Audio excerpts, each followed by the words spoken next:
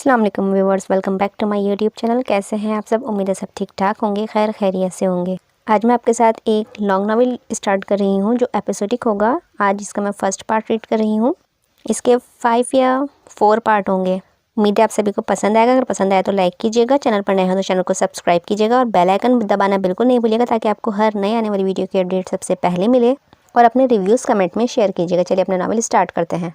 लंबी सड़क पर दो अजनबी साए दुनिया की रंगीन रोशनियों से दूर, चांद की चांदनी में रात की पिछले पहर, हवा की सर्द लहरें अपना खुमार बिखेरती हुई, खामोशी लब में मचलते हुए अल्फाज को तरतीब देते हुए अचानक खोए खोए चलना और यूँ चलते चलते मेरा हाथ तेरे हाथ से टकराना, मेरी सांसों का तसलसल बिखरना, लम्हों के इस मुलाकात में सदियों तक का सफ़र और इसी सोच में कितना सफ़र तेरे संग, फिर हल्की सी आहट पर चौंक जाना और ख़यालों से हकीकत में लौट आना।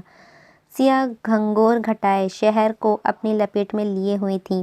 पुलिस स्टेशन की दीवार से टपकती वहशत वहाँ संगी बेंच पर बैठे बूढ़े वजूद में भी सरायत कर रही थी। तभी भागता हुआ दूसरा वजूद मौसम की शिद्दत से बेनियाज दौड़ता हुआ वहाँ दाखिल हुआ। चेहरे से टपकता हुआ पानी और गहरा सांस लेता वो दुबला पतला सा लड़का पुलिस स्टेशन के फर्श को भिगो रहा था। अब्बा! उसकी पुकार पर जहां बूढ़े वजूद ने झुका हुआ सर उठाया, वहीं ड्यूटी पर मौजूद इंस्पेक्टर झटके से अपनी जगह से उठा था। ओए चल बाहर निकल, तेरे बाप का पुलिस स्टेशन है जो गीला कर रहा है फर्श को। इंतहाई बदतमीज़ी से कहते हुए उसने कांस्टेबल को इशारा किया जो उसे बाहर धकेलने लगा था। अब्बा, मुझे इनसे बात करनी है, ऊंची आवाज़ में वो चिल्लाया था, जिस पर कांस्टेबल ने उसे बाहर धकेल दिया था। जो बात करनी है उसे यहाँ बाहर खड़े होकर करो। आओ बुजुर्गों, इधर बाहर आकर गप्पे लड़ाओ।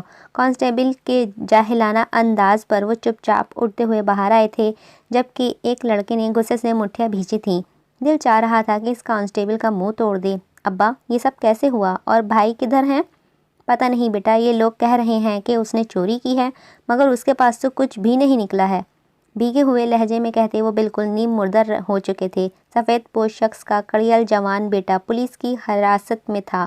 उनके लिए ये कोई छोटी बात न थी। अच्छा, आप परेशान न हो, कुछ न कुछ हल निकल ही आएगा। मैं देखूं ज़रा भाई से मिलने का कोई हल निकाला है। वो उन्हें तसल्ली देते हुए दोबारा अंदर की जानिब बढ़ा ही था कि कांस्टेबल ने उसका रास्ता रोका था। साहब ने कहा ना, पुलिस स्टेशन गंदा ना करो। समझ नहीं आती है क्या एक बार की कही बात? या तुम्हारा इरादा है कि तुम्हें भी अंदर कर दूँ? उसके गुस्से भरे अंदाज पर वो मायूसी से पलटा था। अब क्या करें? मैं वकील को कॉल करके पता करता हूँ कि इस वक्त अटेंड कर ही ले। उसने फ़ोन निकालते हुए वक्त देखा जहाँ रात के 12:30 बज रहे थे। वकील का नंबर ढूंढते उसकी उंगलियाँ एक नंबर पर आन के रुकी थीं। कुछ सोचना उसने वो नंबर डायल किया था। बेल जा रही थी, साथ ही उसके दिल की धड़कनें भी बढ़ती जा रही थीं। हेलो हेलो, प्लीज़ मेरी हेल्प करें, मेरा भाई लॉकअप में है। और टू टू की आवाज़ के साथ ही राब्ता मुंतकी हो गया था। जाने दूसरी जानिब कुछ सुना भी गया था या नहीं। इसकी आंखों से आंसू जारी हुए थे। दोबारा नंबर मिलाने पर सिग्नल इशू की वजह से कॉल आउट ना होने रही थी। बेबसी के एहसास ने उसके कंधे झुका दिए थे। उसका बूढ़ा बाप जो पुरामीद नज़रों से उसी की जानिब देख रहा था, उसे मायूस होता देखकर कंधा थपथपाने लगा। वो दोनों बाहर ही बैठे अपनी किस्मत पर मातम किना थे। कितनी ही बार वो नंबर डायल कर चुका था, मगर कुछ फ़ायदा ना हुआ था कि सिग्नल एक ज़रा भी ना थे। साहब, कहो। कांस्टेबल राजदारी से इंस्पेक्टर की जानिब झुका था। बाहर बैठा लड़का कुछ मशकूक सा है। क्या मतलब? शायद वो लड़का नहीं है तो क्या ख्वाजा सेरा है? इंस्पेक्टर ने कोफ्त से उसे देखा था। वो तो पता नहीं, मगर इतना यकीन है कि वो लड़का नहीं है। उसकी बात पर इंस्पेक्टर के होठों पर कमीनी सी हंसी छा गई थी। लेकर आओ उसको, उसके भाई की रिहाई की कीमत वसूल करें उससे। अंगड़ाई लेकर उठता वो खबासत से हुक्म जारी करके अंदर की जानिब बढ़ गया। वो लड़के, चल, तुझे साहब ने अंदर बुलाया है। कांस्टेबल ने हरीस नज़रों से उसे देखते हुए कहा था, जिस पर वो दोनों बाप बेटा अपनी जगह से उठे थे। वो दोनों नहीं, बुजुर्ग को सिर्फ उसे बुलाया है। दोनों नहीं, बुजुर्ग सिर्फ इसे बुलाया है। कांस्टेबल ने उसके कंधे पर हाथ जमाए, जिस पर वो दोनों बाप बेटा बल खाकर रह गए थे। इस लड़के ने उस कांस्टेबल का हाथ अपने कंधे से हटाया था। आप रुके बाबा, मैं बात सुनकर आता हूँ। कांस्टेबल से 2 कदम आगे चलता हुआ वो अंदर दाखिल हुआ। अभी 2-4 कदम ही बढ़ा था कि बहुत सी गाड़ियों की वहाँ रुकने की आवाज़ आई। बेयकीनी से अंदर जाते वजूद ने पलटकर देखा था। गार्ड्स की फौज ने थाने के सामने घेरा सा कर लिया था। एक गार्ड तेजी से छतरी लिए रेंज रोवर के दरवाजे के सामने खड़ा हुआ। उसका दरवाज़ा खोलते ही क्रोफर से उतरते शख्स को देखकर कांस्टेबल की आंखें तहरीर से फैली थीं। वो सर पट भागता हुआ अंदर कमरे की जानिब बढ़ा, जहां वो इंस्पेक्टर शर्ट उतारने के बाद बेल्ट खोलने में मसरूफ़ था। साहब, बाहर चीफ साहब आए हैं। कौन चीफ साहब? गुस्से से उसने बेल्ट वापस बंद की। सर, वो क्या वो लगा रखा है? ऐसा कौन सा तूफान आ गया है? मुड़कर शर्ट उठाई। सारा मज़ा किरकिरा कर दिया था। साहब, वो चीफ मिनिस्टर साहब आए हैं। कांस्टेबल के कहने पर शर्ट उसके हाथों से ही गिरी थी। चीफ साहब इधर इस वक्त? कांस्टेबल ने फ़ौरन ही शर्ट उसे पकड़ाई थी, जिसे मिनट से भी पहले पहनता वो बाहर भागा था, जहां रिवायती पख्तून शॉल ओढ़े खड़ा वो वजूद था। थाने की इमारत को ज़मीन बोस करने के लिए काफ़ी था। यूनिवर्सिटी ऑफ सवाबी के वसी कॉरिडोर में बने प्रोफेसर्स के ऑफिस से 5वें नंबर के ऑफिस के बाहर रुके तो सामने ही नीले लकड़ी के बोर्ड पर सफ़ेद अल्फाज में Khan Safdar professor of environmental लिखा जगमगा रहा था। एनवायरमेंटल साइंसेज लिखा जगमगा रहा था। दरवाजे से अंदर झांकें तो सामने ही 55-60 साल प्रोफेसर बैठे पेपर्स चेक करने में मसरूफ़ थे। सफदर साहब, क्या सारा काम आज के दिन ही करना चाहते हैं आप? उनके एक कोलीग ने अंदर झांकते हुए पूछा। अरे बस ये 2 पेपर्स रह गए हैं, अब कल क्या छोड़ना, इसीलिए सोचा आज ही निपटा लूँ। ऐनक सही करते हुए वो पेपर पर झुके थे। ये आपकी अपने पेशे से ईमानदारी ही है प्रोफेसर साहब, जो यहाँ का हर बच्चा आपको इतना पसंद करता है। मैं तो बस अपना फ़र्ज़ निभा रहा हूँ। तदरीस का पेशा ऐसा नहीं, टीचर्स हो गए थे, ऐसा नहीं है कि इसमें लापरवाही बरती जाए। पियोन ने उनके सामने चाय लाकर रखी तो वो उसके मशकूर हुए। पेपर चेक करने के साथ साथ वो भाप उड़ाती चाय से भी लुत्फ़अंदोज़ हो रहे थे। उनके ऑफिस के बाहर बने खूबसूरत से लॉन में सर्दियों के नरम गरम धूप से लुत्फ़अंदोज़ होती वो 20-22 साल लड़की बार बार घड़ी पर वक्त देख रही थी। गाहे बगाहे वो प्रोफेसर खान सफदर के ऑफिस के बंद दरवाजे पर भी नज़रें डाल लेती थी। सूरज की किरणें उसके सुर्ख व सफ़ेद चेहरे में रंग भरने लगी थीं। धूप की तमाज़त से उसका खूबसूरत चेहरा सुर्ख पड़ने लगा था। कंधों से ढलकती शाल वापस खुद पर जमाते वो मुसलसल टांग हिलाती प्रोफेसर खान सफदर से फारिग होने का इंतज़ार कर रही थी। सफ़ेद कढ़ाईदार लिबास में मलबूस गहरे भूरे बालों को चिटिया में बांधे वो हुस्न परी देखने वालों की आंखों को खैरा कर देती थी। बिलाखिर उसका इंतज़ार तमाम हुआ और प्रोफेसर खान सफदर ने ऑफिस से बाहर कदम रंज फरमाया। वो सीधा चलते उसके जानिब आए थे, जैसे उन्हें पहले से पता था कि वो उनके इंतज़ार में अब तक बैठी होगी। उन्हें देखते ही उसने मुंह फुला लिया था। इतनी देर अब्बा? माजरत बच्चे, आपको तो पता है ना पेपर्स की जिम्मेदारी नहायत हसास है। मगर बाकी प्रोफेसर्स भी तो घर चले गए हैं ना? नाराज़गी हुनूस बरकरार थी। वो इसीलिए क्योंकि आपके अब्बा अब बूढ़े हो गए हैं ना, तो इनके काम करने की स्पीड कम हो गई है। मुस्कुराते हुए उन्होंने उसका गुस्सा कम करना चाहा था। अब्बा, मैं इस बात पर मज़ीद नाराज़ हो जाऊंगी। उसका इशारा उन्हें ख़ुद को बूढ़ा कहने पर था। जवाबन उनका ज़ोरदार कहकहा गूंजा। फूलों से ढके खूबसूरत से घर में खान सफदर अपनी बीवी, बेटे और एक बेटी के साथ रिहाइश पजीर थे।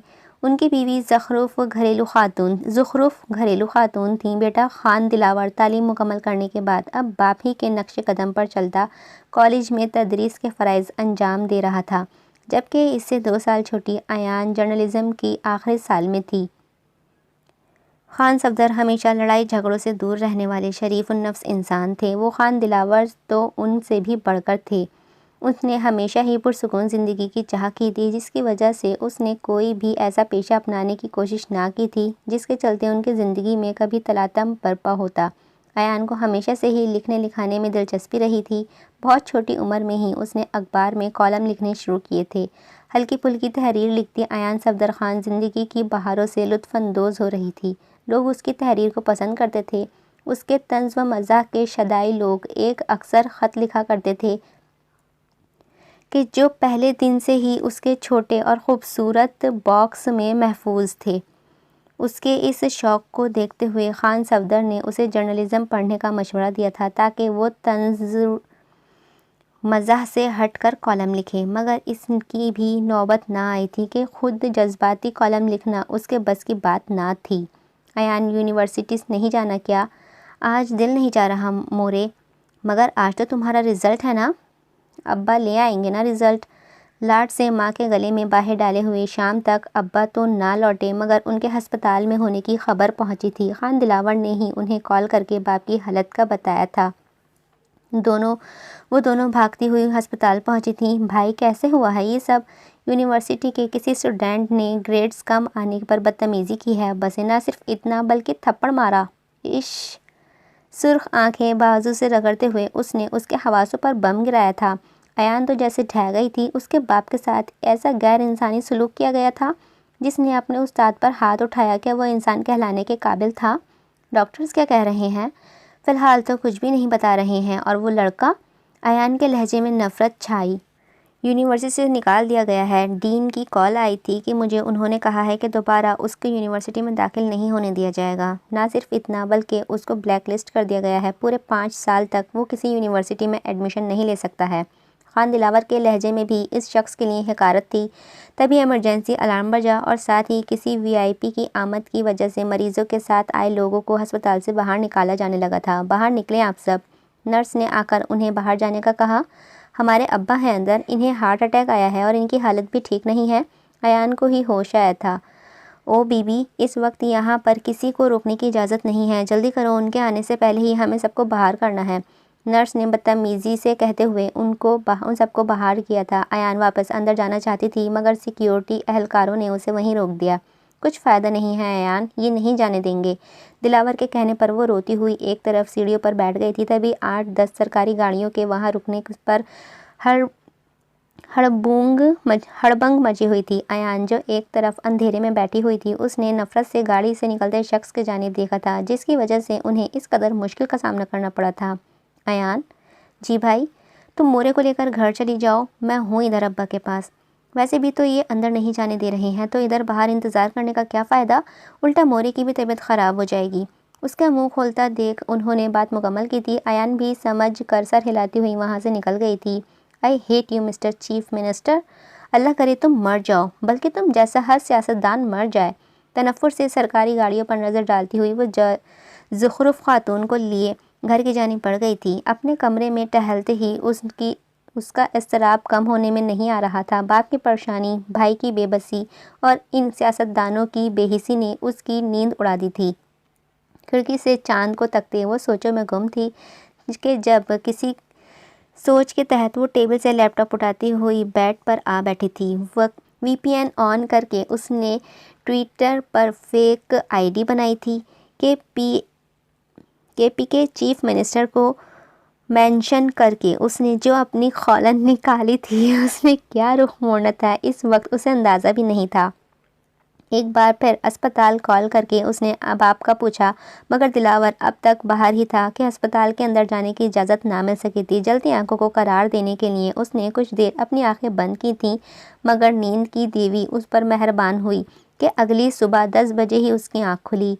मोरे, आपने मुझे जगाया क्यों नहीं? 10 बज रहे हैं, अब्बा के पास अस्पताल भी जाना था। तुम थकी हुई थी तभी नहीं जगाया, और दिलावर का फ़ोन आया था। तुम्हारे अब्बा अब ठीक हैं और दिलावर उनके पास ही है, शुक्र अल्लाह का। और कब गए हैं वो लाट साहब वहाँ से? फजर के बाद ही गए हैं, इसके बाद अंदर जाने दिया है। ज़ुखरुफ खातून की बात पर उसके चेहरे पर नफ़रत के तासुरात छाए थे। नाश्ता करने के बाद वो अस्पताल चली गई थी, जहाँ बाप को देखते हुए वो रोने लगी थी। बस बेटा, मैं ठीक हूँ, उसे सहारा देते हुए वो नकाहत से बोले थे। पता नहीं अब्बा, ऐसे लोगों को उनके माँ बाप क्या सिखा रहे हैं जो ऐसे जाहिल लोग हैं। ये इंसानियत मर गई है ये लोगों में से। आंसू साफ करते हुए उसने बाप का हाथ अपने आंखों से लगाया था। बाप से मिलने के बाद वो बाहर लॉबी में आई थी कि बड़ी स्क्रीन पर चलती हुई न्यूज़ देखकर दंग रह गई। खैबर पख्तूनख्वा चीफ मिनिस्टर के खिलाफ किया गया स्क्वाड तेज़ी से वायरल हो रहा है। न्यूज़ में हर तरफ बस इस गुमनाम ट्वीट का ही चर्चा थे। अपोजिशन लीडर्स ने इस मामले को खूब बढ़ा चढ़ाकर पेश किया था। लोगों को चीफ मिनिस्टर के खिलाफ किए गए ट्वीट्स इस मामले को बहुत बड़ा मसला बना गए थे। ऑनलाइन जंग शुरू हो चुकी थी। सोशल मीडिया और जिसने ये शुरू किया था वो पथराई नज़रों से स्क्रीन की जानिब तक रही थी, जहां पार्टी का कोई कारकुन इस ट्वीट के बारे में कोई बयान दे रहा था। देखें, इस ट्वीट करने वाले तक हम जल्द ही पहुंच जाएंगे। सीएम साहब की सिक्योरिटी की वजह से बाजा खान मेडिकल कॉम्प्लेक्स को खाली करवाया गया था और मरीज़ तो वहीं पर ही थे, सिर्फ उनके अटेंडेंट्स को बाहर किया गया था। और इसमें कोई अनहोनी तो नहीं है, जिस तरह के मुल्क के हालात हैं इतना तो करना ही पड़ता है। आवाम को तो खुश होना चाहिए कि उनके सीएम बाकी लीडर्स की तरह लंदन जाकर इलाज नहीं करवा रहे हैं, बल्कि यहीं पर सोआबी के एक छोटे से अस्पताल में इलाज करवा रहे हैं। आप बाकी सबको देखें, एक छींक आने पर भी वो लंदन पहुंच जाते हैं। इस कारकन के अंदाज पर एंकर अब मज़ीद कुछ कह रही थी, मगर आयान को अब सूरत हाल का अंदाज़ा हो रहा था। उसके बाप भाई ने हमेशा इन मामलात से दूर एक पुरसुकून ज़िंदगी गुजारी थी, मगर आयान का ये जज्बाती कदम उन्हें कहाँ ले जा सकता था वो सोच भी नहीं सकती थी। अगर जो उन्हें पता चल जाता कि वो किन लोगों से भिड़ गई है तो वो क्या करते। एक सफ़ेद पोश इंसान भला ही अनछुए हुए इन छटे हुए बदमाशों से कैसे ख़ुद को बचा सकेंगे।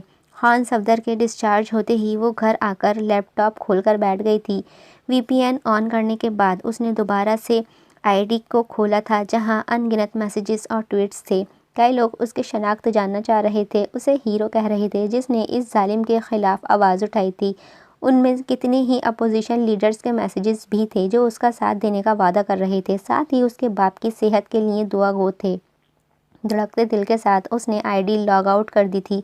बाहर आई तो सामने ही न्यूज़ पर भी खबर चल रही थी, बहुत जीदार है जिसने ये कदम उठाया है। ऐसे बहादुर इंसान से तो मैं भी एक बार मिलना चाहूँगा जिसने युआनों के ऊंची दीवारों को हिलाकर रख दिया है।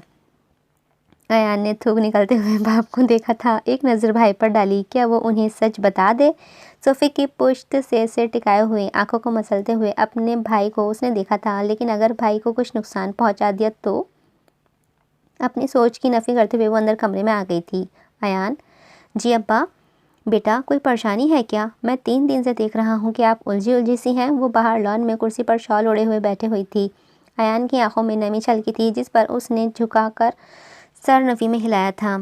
ऐसी कोई बात नहीं है अब्बा।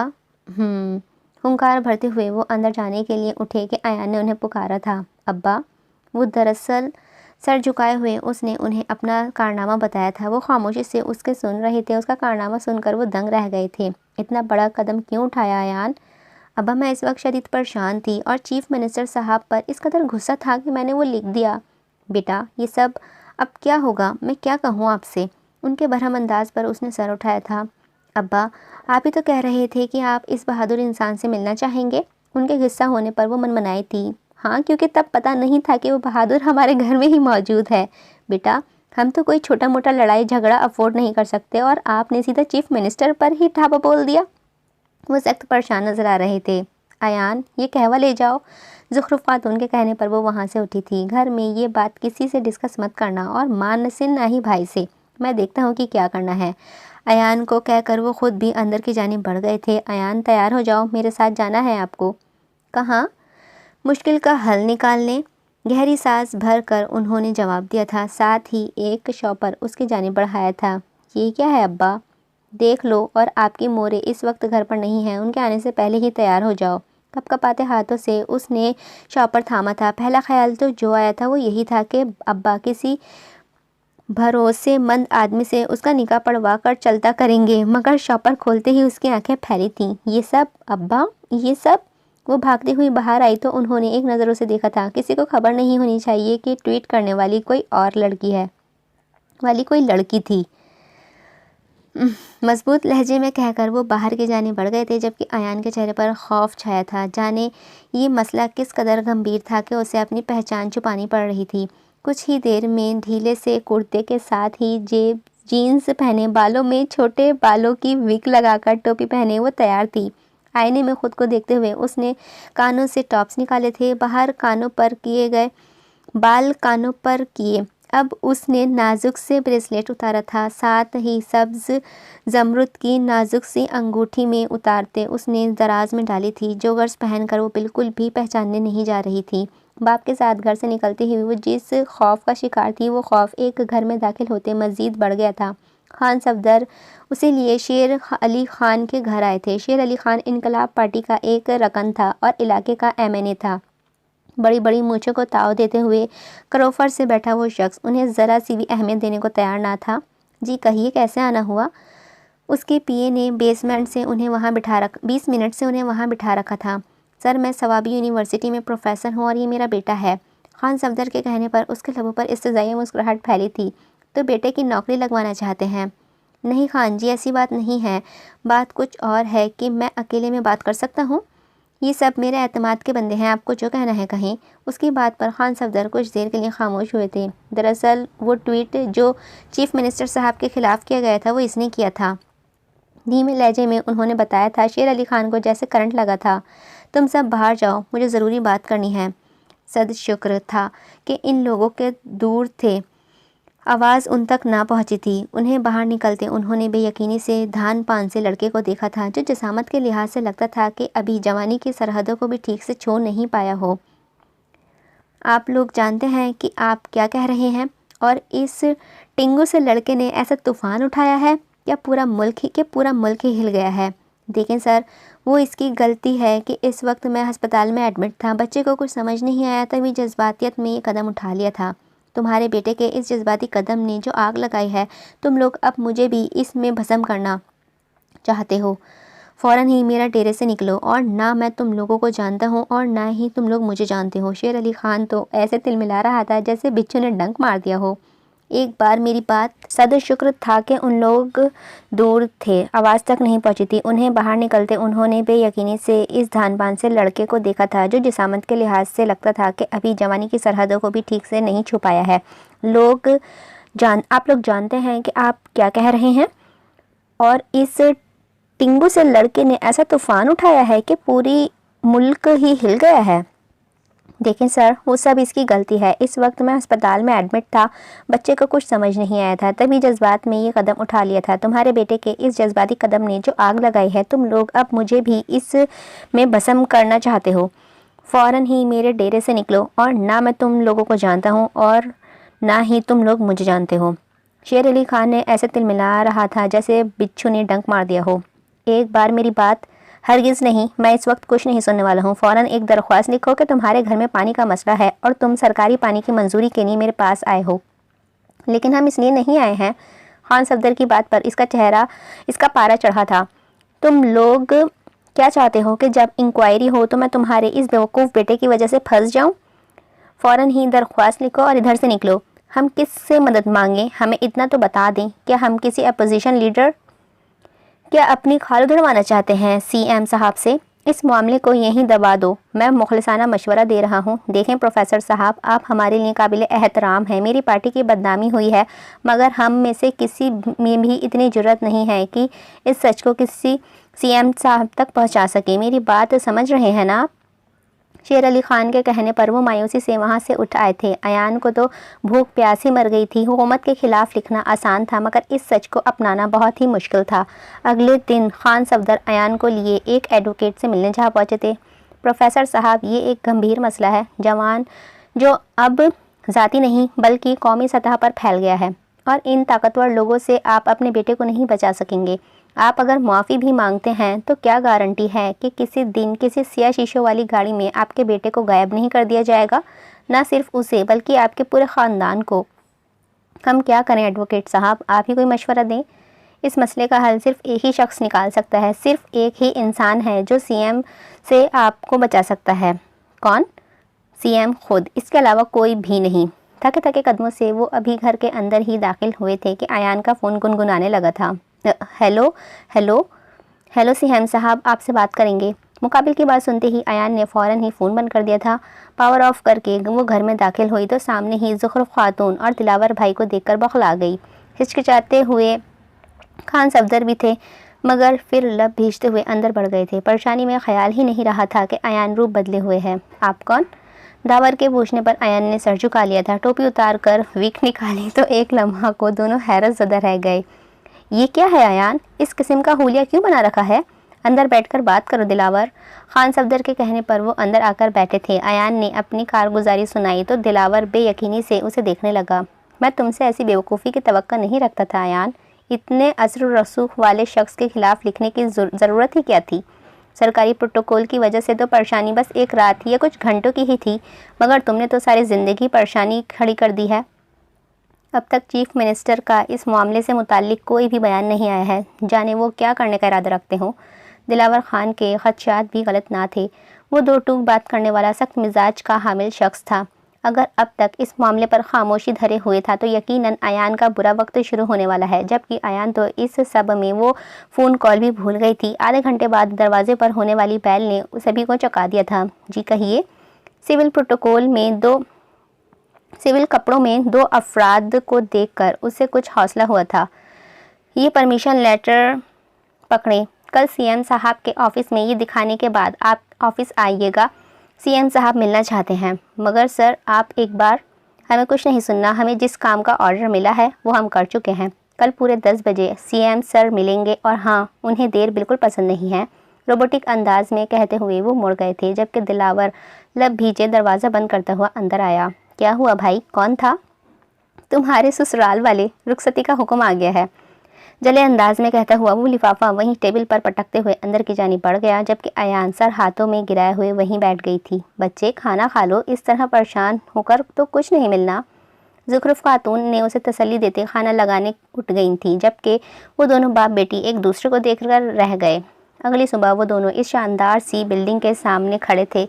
अब तक के chief minister Peshawar chief minister house में रहते आए थे, मगर इनकलाब पार्टी के चीफ मिनिस्टर ने अपनी आबाई शहर सवाबी में रहने को ही तरजीह दी थी। टोपी सर पर टिकाए खान सफदर के पीछे पीछे वो इस बड़े से आहनी गेट के अंदर दाखिल हुई तो महंगी तरीन घास के मैदान के बीचों बीच बनी महंगी पत्थरों की रोश गेट से लेकर अंदर इमारत तक खुली हुई थी। आला नस्ल के जर्मन शेफर्ड को भौंकने की आवाज़ें उसे मजीद सहमा रही थी। वहीं जा बजा घड़े गनमैन्स उन्हें घूर रहे थे। सूटेड बूटेड लोगों और गार्ड्स के हुजूम से होते हुए वो कीमती लकड़ी के दरवाजे के अंदर दाखिल होते हुए जहां वसीओ अरीज लॉन्ज देखने वाले की सिद्ध-बुद्ध छीन लेता था। घर की दीवारों से लेकर एक छोटे से डेकोरेशन पीस तक हर एक चीज़ कीमती थी कि अयान को लगता था कि सीएम के घर के एक वॉल क्लॉक की कीमत शायद उसके बाप की पूरे साल की तनख्वाह होती।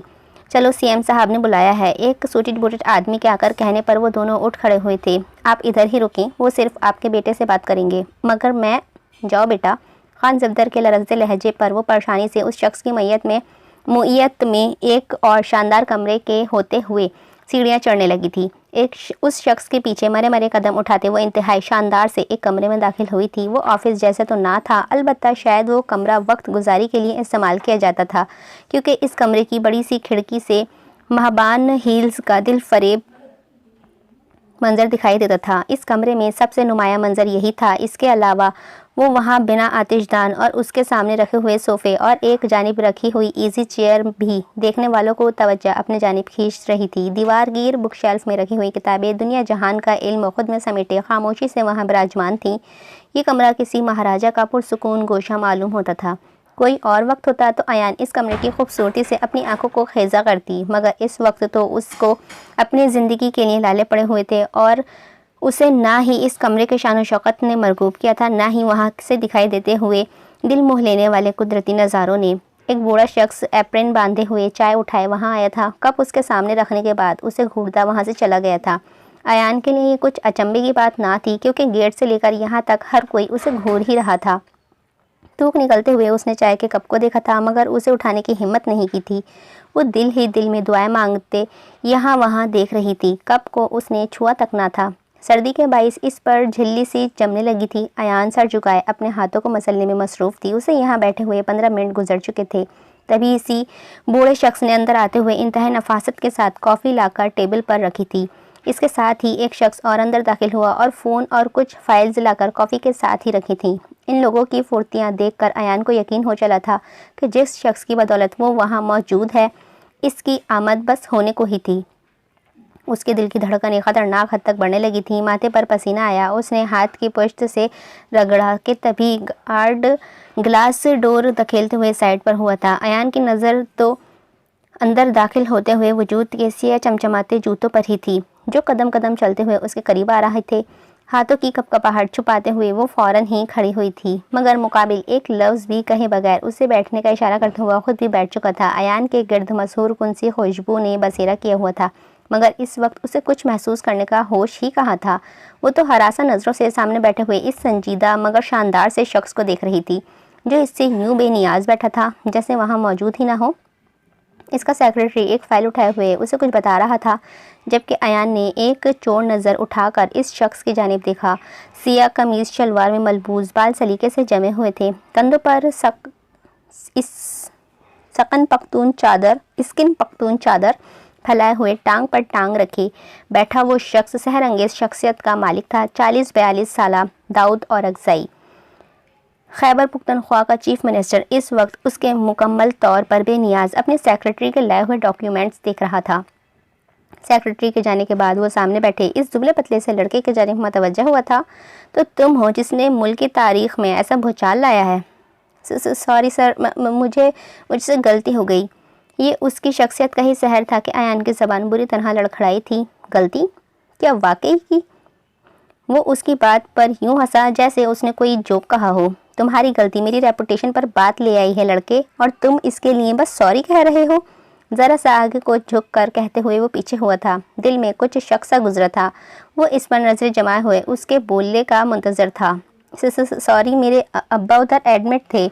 आपके प्रोटोकॉल की वजह से हमें बाहर निकाल दिया गया।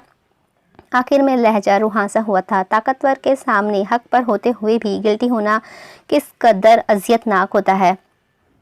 मगर दाऊद औरकज़ई ने तो जैसे उसके लहजे पर परवाह ही नाक से मक्खी उड़ाई थी। ये प्रोटोकॉल तो सदियों से चले आ रहे हैं लड़के, तो फिर मेरी दफ़ा ही क्यों तुम्हारा खून खाला, या मुझसे कोई ज़्यादा दुश्मनी थी? क्या अपोजिशन की जानिब से हो तुम?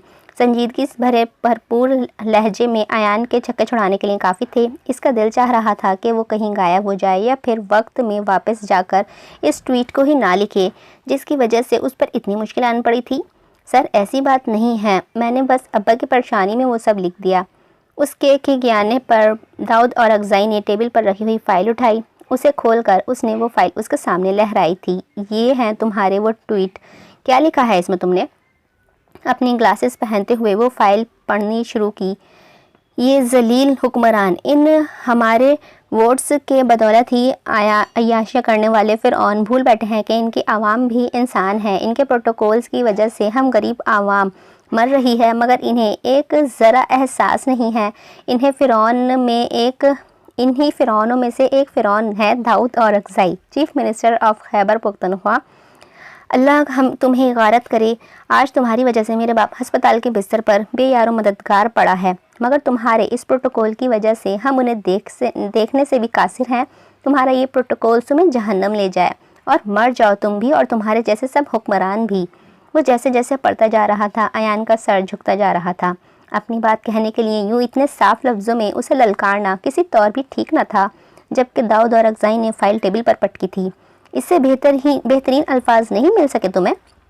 दरस्त लहजे में उसे इस्तफसार करते उसका लहजा रहम से आरी था। मैंने जो किया, इस वक्त मेरी जहनी हालत, आंसू पलकों की बाढ़ तोड़कर बह निकले थे। जहनी हालत माई फुट। तुम्हारी जहनी हालत ठीक नहीं थी तो किसी के भी बारे में मुंह उठाकर कुछ भी लिख दोगे? वो उसे रियायत देने के हक में ना था। उसकी दृष्टि देखते ही अयान के अंदर बगावत ने सर उठाया। वैसे भी खौफ तब तक तारी रहता है जब तक मुश्किल सर पर नहीं आन पड़ती। इसके बाद तो उस मुश्किल का सामना किया जाता है। मैंने वही लिखा है जो सच है। मेरे अब्बा नहीं जानते कितने लोग आप जैसों के प्रोटोकॉल्स की वजह से जान की बाजी हार जाते हैं। जब जान जानी ही थी तो क्यों ना हक के लिए लड़ा जाए। उसी बागी सोच के तहत अयान हिम्मत करते हुए बोली थी, मगर अगले ही पल उसकी आवाज़ घुटकर रह गई थी। दाऊद औरकज़ई की खूंखार नज़रें उसी पर जमी हुई थी। तभी नज़रों के तासुरात में तब्दीली आई थी। वो जैसे उसे देखते हुए कुछ उलझा था। तुम लड़की हो? उसके लहजे का यकीन अयान को गड़बड़ाने पर मजबूर कर गया था। यह हमला गैर मुतवक्का था। वो सोच भी नहीं सकती थी कि इतने फासले पर बैठे होने के बावजूद वो शख्स उसे पहचान लेगा। नहीं तो अरे भाई, कैसे नहीं पहचानेगा? इंसान आवाज़ से ही पहचान लेगा। अयान का हाथ फ़ौरन अपनी टोपी पर गया था। सच बोलना है, मगर पर्दे के पीछे से, फेक आईडी, फेक होलिये से। उसके अंदाज में तंज था। अयान ने शर्मिंदगी से सर झुका लिया। कॉफ़ी का सिप लेते हुए वो बगौर उसकी जानिब मुतवज्जह था। तुम्हारे बारे में किसी को पता कैसे नहीं चला? अयान ने सर उठाकर उसकी जानिब देखा। वो उसे ही देख रहा था। अगले पल सर झुकाए वो मध्यम से लहजे में गोया हुई, लड़कों को इतना गौर से कोई नहीं देखता। एक्सरे करती निगाहें का मरकज़ तो लड़कियां होती हैं। उसकी मनमनाती आवाज़ पर वो सपाट तासुरात लिए उसे देख रहा था। आप भले ही मुझे कत्ल कर दें, मगर प्लीज़ मेरी फैमिली को कुछ मत कहिएगा। वो तो इस सब के बारे में जानते भी नहीं हैं। वो जो उसे देखते ही सोच में मुब्तला था, उसके गिड़गिड़ाने पर बदमज़ा हुआ था। जाओ इधर से और दोबारा अपनी शक्ल मत दिखाना मुझे, बेजारी से कहते हुए वो बाहर देखने में मसरूफ़ हो चुका था, जबकि वो आंखों में नमी लिए वहाँ से उठाई थी। कुछ बताओ तो सही अयान, क्या हुआ है और सीएम साहब ने क्या कहा है? खान दिलावर उसके घर आते ही उसे कई बार ये सवाल दोहरा चुके थे, मगर वो तो इस कमरे से निकलने के बाद ही जैसे गूंगी हो गई थी। धड़कते दिल से उसने अपनी आईडी लॉगिन की थी, जहां ढेरों मैसेजेस की तवज्जो के मुंतज़र थे। बेदिली से आईडी लॉग आउट करके वो नाखून चबाने लगी। लोगों ने बढ़ चढ़कर सियासतदानों को बुरा भला कहा था, साथ ही दाऊद और अगज़ई के लिए काफ़ी नामुनासिब अल्फाज का इस्तेमाल किया गया था। ना सिर्फ आवाम बल्कि अपोजिशन के लोगों ने भी ट्वीट करके इस मामले को मज़ीद हवा दी थी। अयान को अपनी गर्दन के गिर्द शिकंजा कसता हुआ महसूस हो रहा था। तभी कुछ सोचते हुए उसने लैपटॉप खोला और दाऊद और अगज़ई के बारे में सर्च करने लगी। दाऊद और अगज़ई का ताल्लुक़ खैबर पुख्तनख्वा के शहर सवाबी से था। वो साबिक वज़ीर क़ानून असदुल्ला और अगज़ई का वाहिद चश्म चिराग था। इसके अलावा दाऊद और अगज़ई की एक छोटी बहन भी थी जो शादीशुदा थी और पेशावर में रहती थी। उसके वालिदैन 23 साल पहले कार हादसे में इंतकाल कर गए थे। इस वक्त दाऊद और अगज़ई कैम्ब्रिज यूनिवर्सिटी में अपनी पढ़ाई पूरी कर रहा था। माँ बाप के मरने के बाद वो पाकिस्तान आया था, मगर फिर अचानक ही 2 साल के लिए गायब हो गया और फिर उसकी वापसी इनकलाब पार्टी के उभरने पर हुई थी। 20 साल की मेहनत के बाद आज वो ना सिर्फ खैबर पुख्तनख्वा का चीफ मिनिस्टर था, बल्कि बिजनेस की दुनिया में वो टाइकून की हैसियत से जाना माना नाम था। 42 साल दाऊद और अगज़ई गैर शादीशुदा था और ना सिर्फ इतना बल्कि आज तक वो किसी स्कैंडल तक में ना आया था। या अल्लाह, ये इंसान है या फिर इंतहाई शातिर सियासतदान जो किसी सूरत भी किसी के हाथ नहीं लगता है। सोचते हुए उसने मज़ीद उसके बारे में जानने के लिए इंस्टाग्राम खोला था, जहां कितनी ही लड़कियां उसकी सहर अंगेज़ पर्सनैलिटी की वजह से उसको फॉलो करती थीं। ना सिर्फ पाकिस्तान बल्कि एशिया का वो इंतहाई डैशिंग और चार्मिंग सियासतदान माना जाता था। कितनी ही फलाही इदारे और स्कूल्स उसने खोल रखे थे, मगर उसकी फ़ैन फॉलोइंग उसके काम की वजह से नहीं बल्कि उसकी पर्सनैलिटी की वजह से थी। उसके अकाउंट से कहीं ज़्यादा तस्वीरें उसके फॉलोअर्स के पास थीं जो उन्होंने उससे कमेंट की सूरत में भेजी हुई थी। रैंडम क्लिक्स में अगर वो इतना खूबसूरत लगता था तो जब वो पोज देकर फ़ोटो क्लिक्स करवाता होगा तो किस कदर हैंडसम लगता होगा। मगर अयान को इस सब में कोई दिलचस्पी नहीं महसूस हो रही थी। उसे तो वही खूंखार तेवर वाला दाऊद और अगज़ई ही याद आया था, जिसके कुत्ते उससे भी कहीं ज़्यादा खौफनाक थे। अयान ने बेसाख्ता ही झुरझुरी ली थी। वो तो शुक्र था कि दाऊद और अगज़ई ने उसे अपने इन खूंखार कुत्तों के आगे नहीं डाल दिया था। एक बार फिर उसे इस शख्स से जवाब आया था, इस शख्स से खौफ आया था। ज़िंदगी अब उसे ना जाने किस जगह पर ले जाने वाली थी। अयान सुबह सोकर उठी तो खान सफदर और खान दिलावर घर में ही देखकर हैरान रह गई थी। भाई, आप और बाबा आज गए नहीं? नहीं, हड़ताल है आज, जिस वजह से सब बंद है, चाय पीते हुए दिलावर ने उसे बताया। तो अयान ने हैरानगी से टीवी पर चलती हुई खबरों पर नज़र दौड़ाई, जहां अपोजिशन पार्टीज़ ने इन शाही इमारात के खिलाफ एहतजाज कर रखा था। चीफ मिनिस्टर ऑफ पीके के खिलाफ नाराबाजी करते लोग सड़कों पर जलाओ घिराव कर रहे थे। ये सब किस वजह से है? बहती गंगा में हाथ धो रहे हैं अब। इन्हें तो बस कोई मौका चाहिए था फसाद फैलाने का। इस बेवकूफ़ आवाम को इतना एहसास नहीं है कि जिनके साथ मुल्क मिलकर ये गवर्नमेंट के खिलाफ नारेबाजी कर रहे हैं, वो भी तो इन्हीं प्रोटोकॉल से भरी ज़िंदगी गुजार रहे हैं। खान सफदर के कहने पर दिलावर भी कप रखते हुए आ गया। पहले इन्हें अपने हुकूक याद नहीं रहते, मगर जब कोई दूसरा अपने लिए आवाज़ उठाता है तो इन्हें अपनी भड़ास निकालने का मौका मिल जाता है। अगर अयान ने उस दिन ये सब ना लिखा होता तो इन लोगों को इस वाक़े से कुछ फ़र्क नहीं पड़ना था कि इनके लिए तो आम रूटीन की बात है। दिलावर के कहने पर अयान भी दिलचस्पी से खबरें देखने लगी थी। इतने दिनों में पहली बार उसे एहसास हुआ था कि उसने ऐसा भी कुछ गलत ना किया था, अपने हक़ के लिए आवाज़ उठाई थी, मगर इस आवाज़ को किस बुरी तरह कैश करवाया जा रहा था, वो देखकर अब अफसोस हो रहा था। इस मुल्क में सुकून से बस यूं ही रहा जा सकता है कि गुलामों की तरह अफसरशाही के चोंचले बर्दाश्त करो। अगर अपने हक़ के लिए आवाज़ उठाओगे तो यही गुलाम जहनत लोग इस बात का इतना पतंगड़ बना देंगे कि इंसाफ मिलना तो दूर की बात, हक के लिए आवाज़ उठाना ही महंगा पड़ जाएगा। बुझे दिल से वो कमरे में आई तो फ़ोन बज कर अब खामोश हो चुका था। पहले तो उसे यूं ही सोचा कि इग्नोर कर दे, मगर ज़रूरी कॉल का सोचकर फ़ोन देखा तो दिल दहक कर रह गया। सीएम ऑफिस की 5 मिस कॉल्स। अयान सफदर खान, आज तो खुद पर फातिहा पढ़ ही लो तुम। जल्दी जल्दी उसने दोबारा कॉल मिलाई, मगर जवाब न दरा। 3-4 बार भी मिलाई, कॉल मिलाने पर जवाब ना मिला तो वो फ़ौरन ही तैयार होने भागी थी। कुछ ही देर में टी शर्ट और जीन्स में मलबूस, बालों को वेग से कवर किए हुए, टोपी पहनी, पैरों में जोगर्स पहनकर वो बाहर निकली। तब उसे देखकर सब चौंक गए थे। अयान, इस होलिये में किधर जा रही हो? ज़फ़र खातून ने नागवारी से उसे देखा था। एक बहुत ही ज़रूरी काम है, जाना पड़ेगा। मैं चलूँ क्या? नहीं भाई, मुझे अकेले ही करना है। फ़ोन जेब में उड़स कर वो तेज़ी से बाहर निकली और साइकिल पर बैठी हुई तेज़ी से पैडल मारती हुई सीएम हाउस के जाने बढ़ने लगी थी। सफदर साहब खामोशी से सोफे पर बैठे थे। अयान की हड़बड़ी ने उनके जिस्म को बिल्कुल निढाल कर दिया था। अयान तेज़ी से पैडल चलाती हुई इन रास्तों से होती हुई सीएम हाउस पहुंची थी, जहां गार्ड्स ने उसे गेट पर ही रोक दिया।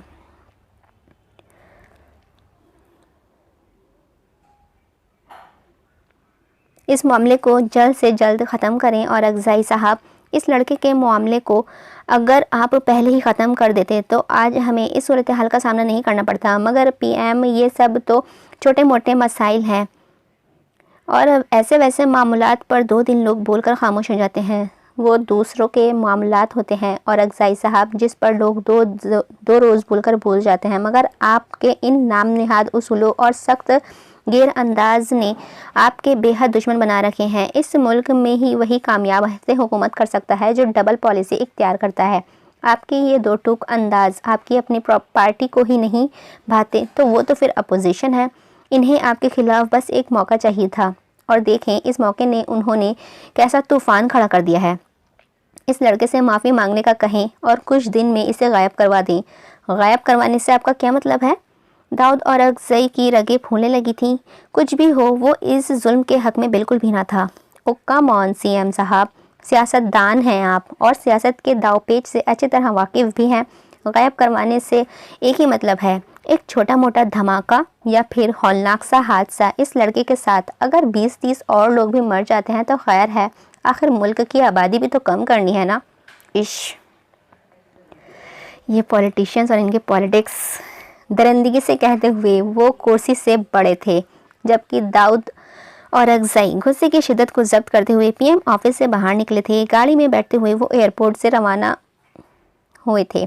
इस लड़की से रब्ता करो नियाज़। जी सर।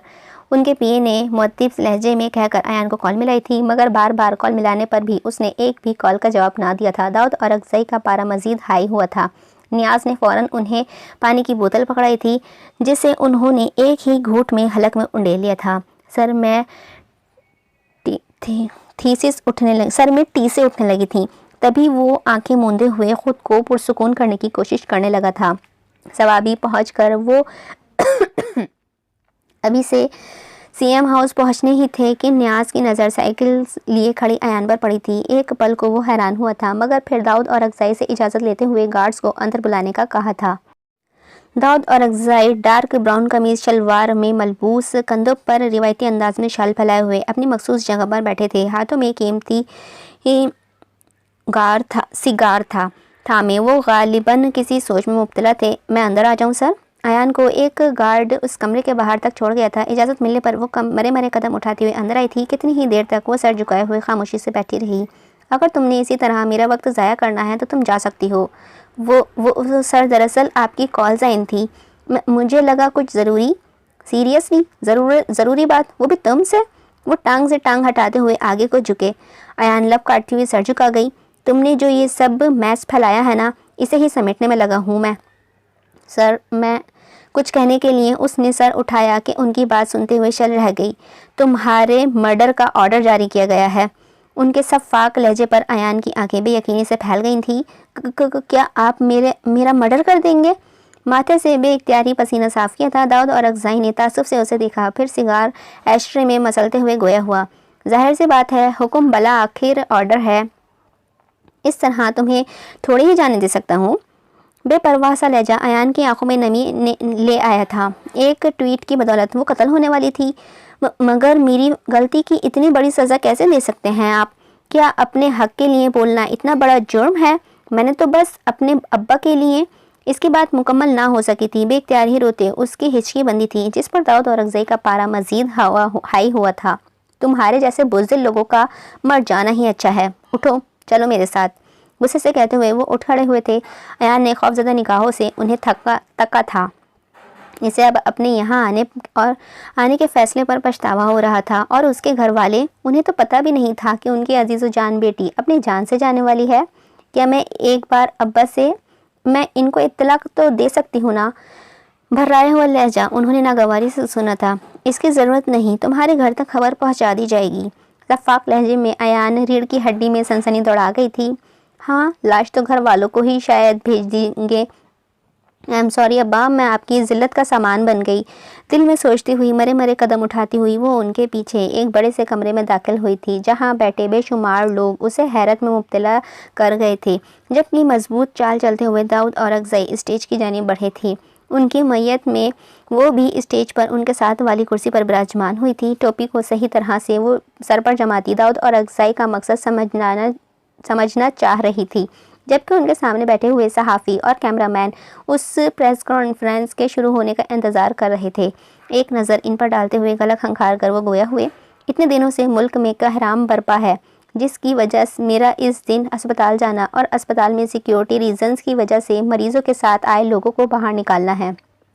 सर, तो आप इस बात का इकरार कर रहे हैं कि आपके इन अफसरशाही प्रोटोकॉल की वजह से आवाम को मुश्किल का सामना करना पड़ा है? एक सहाफ़ी की बात पर उन्होंने एक नज़र पहलू में बैठी हुई अयान को देखा, फिर संजीदगी से गोया हुई। देखें, मैं नहीं जानता कि आप प्रोटोकॉल को क्या समझते हैं, प्रोटोकॉल किसको समझते हैं, मगर मैं बता दूं कि अस्पताल से लोगों को प्रोटोकॉल की वजह से नहीं, बल्कि सिक्योरिटी रीजंस की वजह से बाहर निकाला गया है। प्रोटोकॉल और सिक्योरिटी दोनों में फ़र्क है। आपके कहने का क्या मतलब है कि आप सरकारी प्रोटोकॉल्स से मुबरा हैं? एक और सहाफ़ी के तंज़ सवाल पर अयान ने चोर नज़रों से दाऊद औरकज़ई की जानिब देखा था, मगर वो हनूज़ संजीदा तासुरात लिए बैठे थे। देखें, हमारे यहाँ प्रोटोकॉल को लिए बहुत ही सतही सोच है। मसलन, अगर किसी VIP गाड़ी के पीछे कई सरकारी गाड़ियाँ हों और गाड़ियों में बंदूक बरदार हथियार बैठे हुए हों, तो कहा जाता है इसका बड़ा प्रोटोकॉल है। हालांकि ये प्रोटोकॉल नहीं, सिक्योरिटी है। और जहाँ तक रही प्रोटोकॉल की बात, तो मैं प्रोटोकॉल्स के मामले में बाअसूल इंसान हूँ और इन्हें फॉलो करना फ़र्ज़ समझता हूँ। हमें आपकी बात समझ नहीं आई CM सर। कभी आप कहते हैं कि आप प्रोटोकॉल नहीं लेते और कभी कहते हैं कि प्रोटोकॉल के मामले में बाअसूल इंसान हैं आप और सख्ती से उन्हें फ़ॉलो करते हैं। एक और सवाल पर वो मज़ीद गोया हुए। प्रोटोकॉल दरअसल चंद कायदे, कानून और रिवायतों में जो सिफारती मेल झोल आला सतह दौरों में फ़ॉलो किए जाते हैं। हमारे यहाँ प्रोटोकॉल्स की समझ जितनी कायदे आज़म मोहम्मद अली जिन्ना को थी और जिस कदर वो उसकी पासदारी करते थे, बाद में शायद ही किसी ने लीडर ने की हो। हत्ता के वक्त की पाबंदी कायदे आज़म पर ख़त्म थी। आपके शायद ये इल्म में हो कि एक बार कुछ गैर मुल्की मेहमान उन्हें मिलने आए और वक्त मुकर्रर से 5 मिनट पहले आ गए थे। स्टाफ ने कायदे आज़म को इत्तला दी तो कायद ने कहा कि इन्हें कहीं चंद मिनट बाहर गुजारें। ऐन मुकर्रर वक्त पर मैं खुद दाखिली दरवाजे पर इनका इस्तकबाल करूँगा। मेहमान को गेट पर रिसीव करना और उन्हें वहाँ आकर खुदा हाफिज़ कहना भी प्रोटोकॉल का हिस्सा है। वो चंद पल सांस लेने को रुके। हॉल में बिल्कुल सन्नाटा छा गया था। लोग सांस रोके हुए उन्हें बोलता सुन रहे थे। अयान भी गर्दन मोड़े बैठी हुई थी। वो इस वक्त बिल्कुल भूल चुकी थी कि वो वहाँ किस वजह से और ये शख्स इसे के कत्ल का इरादा रखता है। वो बस मुकम्मल यकसोई से इस खूबसूरत शहर फूकने वाले साहिर को बोलता सुन रही थी, जो चंद पल खामोश होने के बाद दोबारा बोलना शुरू हो चुके थे। कहा जाता है कि सरकारी ऑर्डर ऑफ प्रोड्यूस हर मुल्क की सीनियरिटी की एक तरतीब होती है। इसे तकरीबात में लोगों को सीनियरिटी के हिसाब से बिठाया जाता है। अगर जूनियर और सीनियर बैठे हों तो सीनियर हमेशा दाएं जानिब होता है। अगर चल रहे हों तब भी जूनियर बाएं जानिब होगा और सीनियर से पीछे कदम रखेगा। अयान ने तिरछी नज़रों से देखा तो दाऊद औरकज़ई की बाएं जानिब बैठी हुई थी। प्रोटोकॉल्स तो वाकई ही फॉलो करते हैं ये, दिल में सोचते हुए वो उनके जानिब मुतवज्जा हुई थी जो इस दिन की वजाहत दे रहे थे। देखें, आपके जैसे ही इंसान हैं हम भी, बीमार भी होते हैं और अस्पताल भी जाते हैं, मगर इतना हमें ख़तरा दुश्मनों से नहीं होता जितना आप मीडिया वालों की वजह से होता है। उनके संजीदगी से कहने के बावजूद हॉल में बैठे लोगों के चेहरों पर खिसियानी मुस्कुराहट छाई थी। आप मीडिया के लोग हमारी ज़िंदगी में इतने इन्वॉल्व रहते हैं कि मजबूरन सिक्योरिटी का सहारा लेना पड़ता है। मैं वहाँ इलाज के लिए गया था, ना कि किसी प्रेस कॉन्फ्रेंस के लिए, जिसकी वजह से अस्पताल के दरवाजे को बंद करना पड़ा। और जहाँ तक रहे मरीज़ों के साथ आए लोगों को बाहर निकालना, तो इसके लिए पूरी कौम से माजरत ख्वाह हूँ। आप लोग पहले ही परेशानी में अस्पताल में मौजूद थे और फिर इन सिक्योरिटी रीज़न्स की वजह से जिस मुश्किल का आपको सामना करना पड़ा था, इसके लिए तहे दिल से माफ़ी मांगता हूँ। निहायत ही खूबसूरती से वो सारा इल्ज़ाम मीडिया पर धरकर ना सिर्फ सुनने वालों को मुतासिर कर चुके थे, बल्कि ऐसी मशहूर कर देने वाली लहजे में माफ़ी मांगकर आवाम का दिल भी पिघला चुके थे। मेरी इस गलती से का एहसास मुझे जिस नौजवान ने दिलवाया है, उससे भी मुझे माफ़ी मांगना चाहता हूँ, क्योंकि मेरी वजह से उस दिन अपने वालिद से दूर थे। इनके परेशानी में मुब्तला होकर इन्होंने जिन अल्फाज का चुनाव किया, मैं इस पर उसे हक बजानिब समझता हूँ, क्योंकि इस वक्त जो आप पर बीत रही थी, इससे ये ही अल्फाकिफ़ था। और इस बात पर भी इसका शुक्रिया कि उस दिन मुश्किल उठाने वाले बहुत थे, मगर आवाज़ सिर्फ एक ने उठाई, अपने हक़ के लिए बोला। मुझे वाकई ही इस नौजवान ने बहुत मुतासिर किया है और इसके वालिद की अयादत के लिए मैं ख़ुद इसके घर भी जाऊंगा। प्रेस कॉन्फ्रेंस को ख़त्म करते हुए वो उठ खड़े हुए थे। अयान भी उनके साथ ही खड़ी हुई थी। सहाफ़ी माइक लिए हुए इससे सवाल करना चाह रहे थे, मगर वो गार्ड्स की बदौलत आराम से वहाँ से निकल गए थे। अयान उनके साथ बाहर आई तो उसके चेहरे पर बड़ी खूबसूरत मुस्कुराहट थी। सर, आपका बहुत शुक्रिया, आपकी वजह से मेरी बहुत बड़ी परेशानी ख़त्म हो गई। घर जाओ और दोबारा यहाँ का रुख मत करना। सपाट लहजे पर वो हैरान हुई थी। तो क्या आप मेरा कत्ल नहीं करेंगे? इसके सवाल पर वो हैरत से उसकी जानिब घूमे थे। क्यों, ज़िंदगी से दिल भर गया है क्या तुम्हारा? इन भूखे जानवरों के सामने डाल दूं क्या तुम्हें? उनकी बात पर अयान का बेसाख्ता नफ़ी में सर हिला था। वो फ़ौरन ही बाहर जाने के लिए बढ़ी थी। रुको, दाऊद और अगज़ई के पुकारने पर वो पलटी थी, मगर उसकी जानिब मुतवज्जा नहीं थे, बल्कि सामने अलमारी के दराज में कुछ ढूंढ रहे थे। ये लो, अपनी चोटों पर लगा लेना। ऑइंटमेंट उसकी जानिब बढ़ाते हुए वो गोया हुए। उफ, इस शख्स की नज़र कुछ बचना नामुमकिन है। ये सीएम का ऑफिस है, तुम्हारा खाला का घर नहीं। जब तुम साइकिल चलाते हुए दाखिल होगी तो गार्ड्स तुम्हारा एहतराम में फ़ौरन से गेट खोल देंगे। आज कोहनियाँ ज़ख्मी हुई हैं, फ़कत अगली बार ये ज़ख्मी होने के लिए बचेंगी ही नहीं। संजीदा लहजे में कहकर वो जा चुके थे, जबकि अयान अपनी ज़िंदगी बच जाने पर ही शुक्र अदा करती हुई बाहर थी। साइकिल लेकर बाहर जाते ही उसने एक नज़र खौफनाक सूरत कुत्तों को देखा था, फिर झरझरी लेते हुए बाहर के जाने पड़ गई थी। बाजार में चल रहे टीवी पर दाऊद और अगज़ई के प्रेस कॉन्फ्रेंस चल रही थी और चेहरे छुपाने की कोशिश करती हुई जल्दी जल्दी पैडल चलाती हुई घर पहुंचे थे, जहां सभी के मुतमईन चेहरे देखकर उसे पहली बार कोई सियासतदान अच्छा इंसान महसूस हुआ था, जिसने ना सिर्फ ख़ुद को बल्कि उसे भी इस परेशानी से निकाल लिया था। अपने कमरे में दाखिल होते हुए उसे अपनी इसी फेक आईडी से दाऊद और अगज़ई के लिए शुक्रिया की ट्वीट भी की थी, जिस पर कितने ही लोगों ने उसकी हिम्मत को सराहा था। साथ ही सीएम को बुरा भला कहने वाले लोग अब उनकी कसीदा गोई में मसरूफ़ अमल थे। आवाम भी कैसी मुनाफिक कौम है, कभी किसी की सगी नहीं होगी ये। सर झुकाती हुई वो लैपटॉप ऑफ कर गई थी।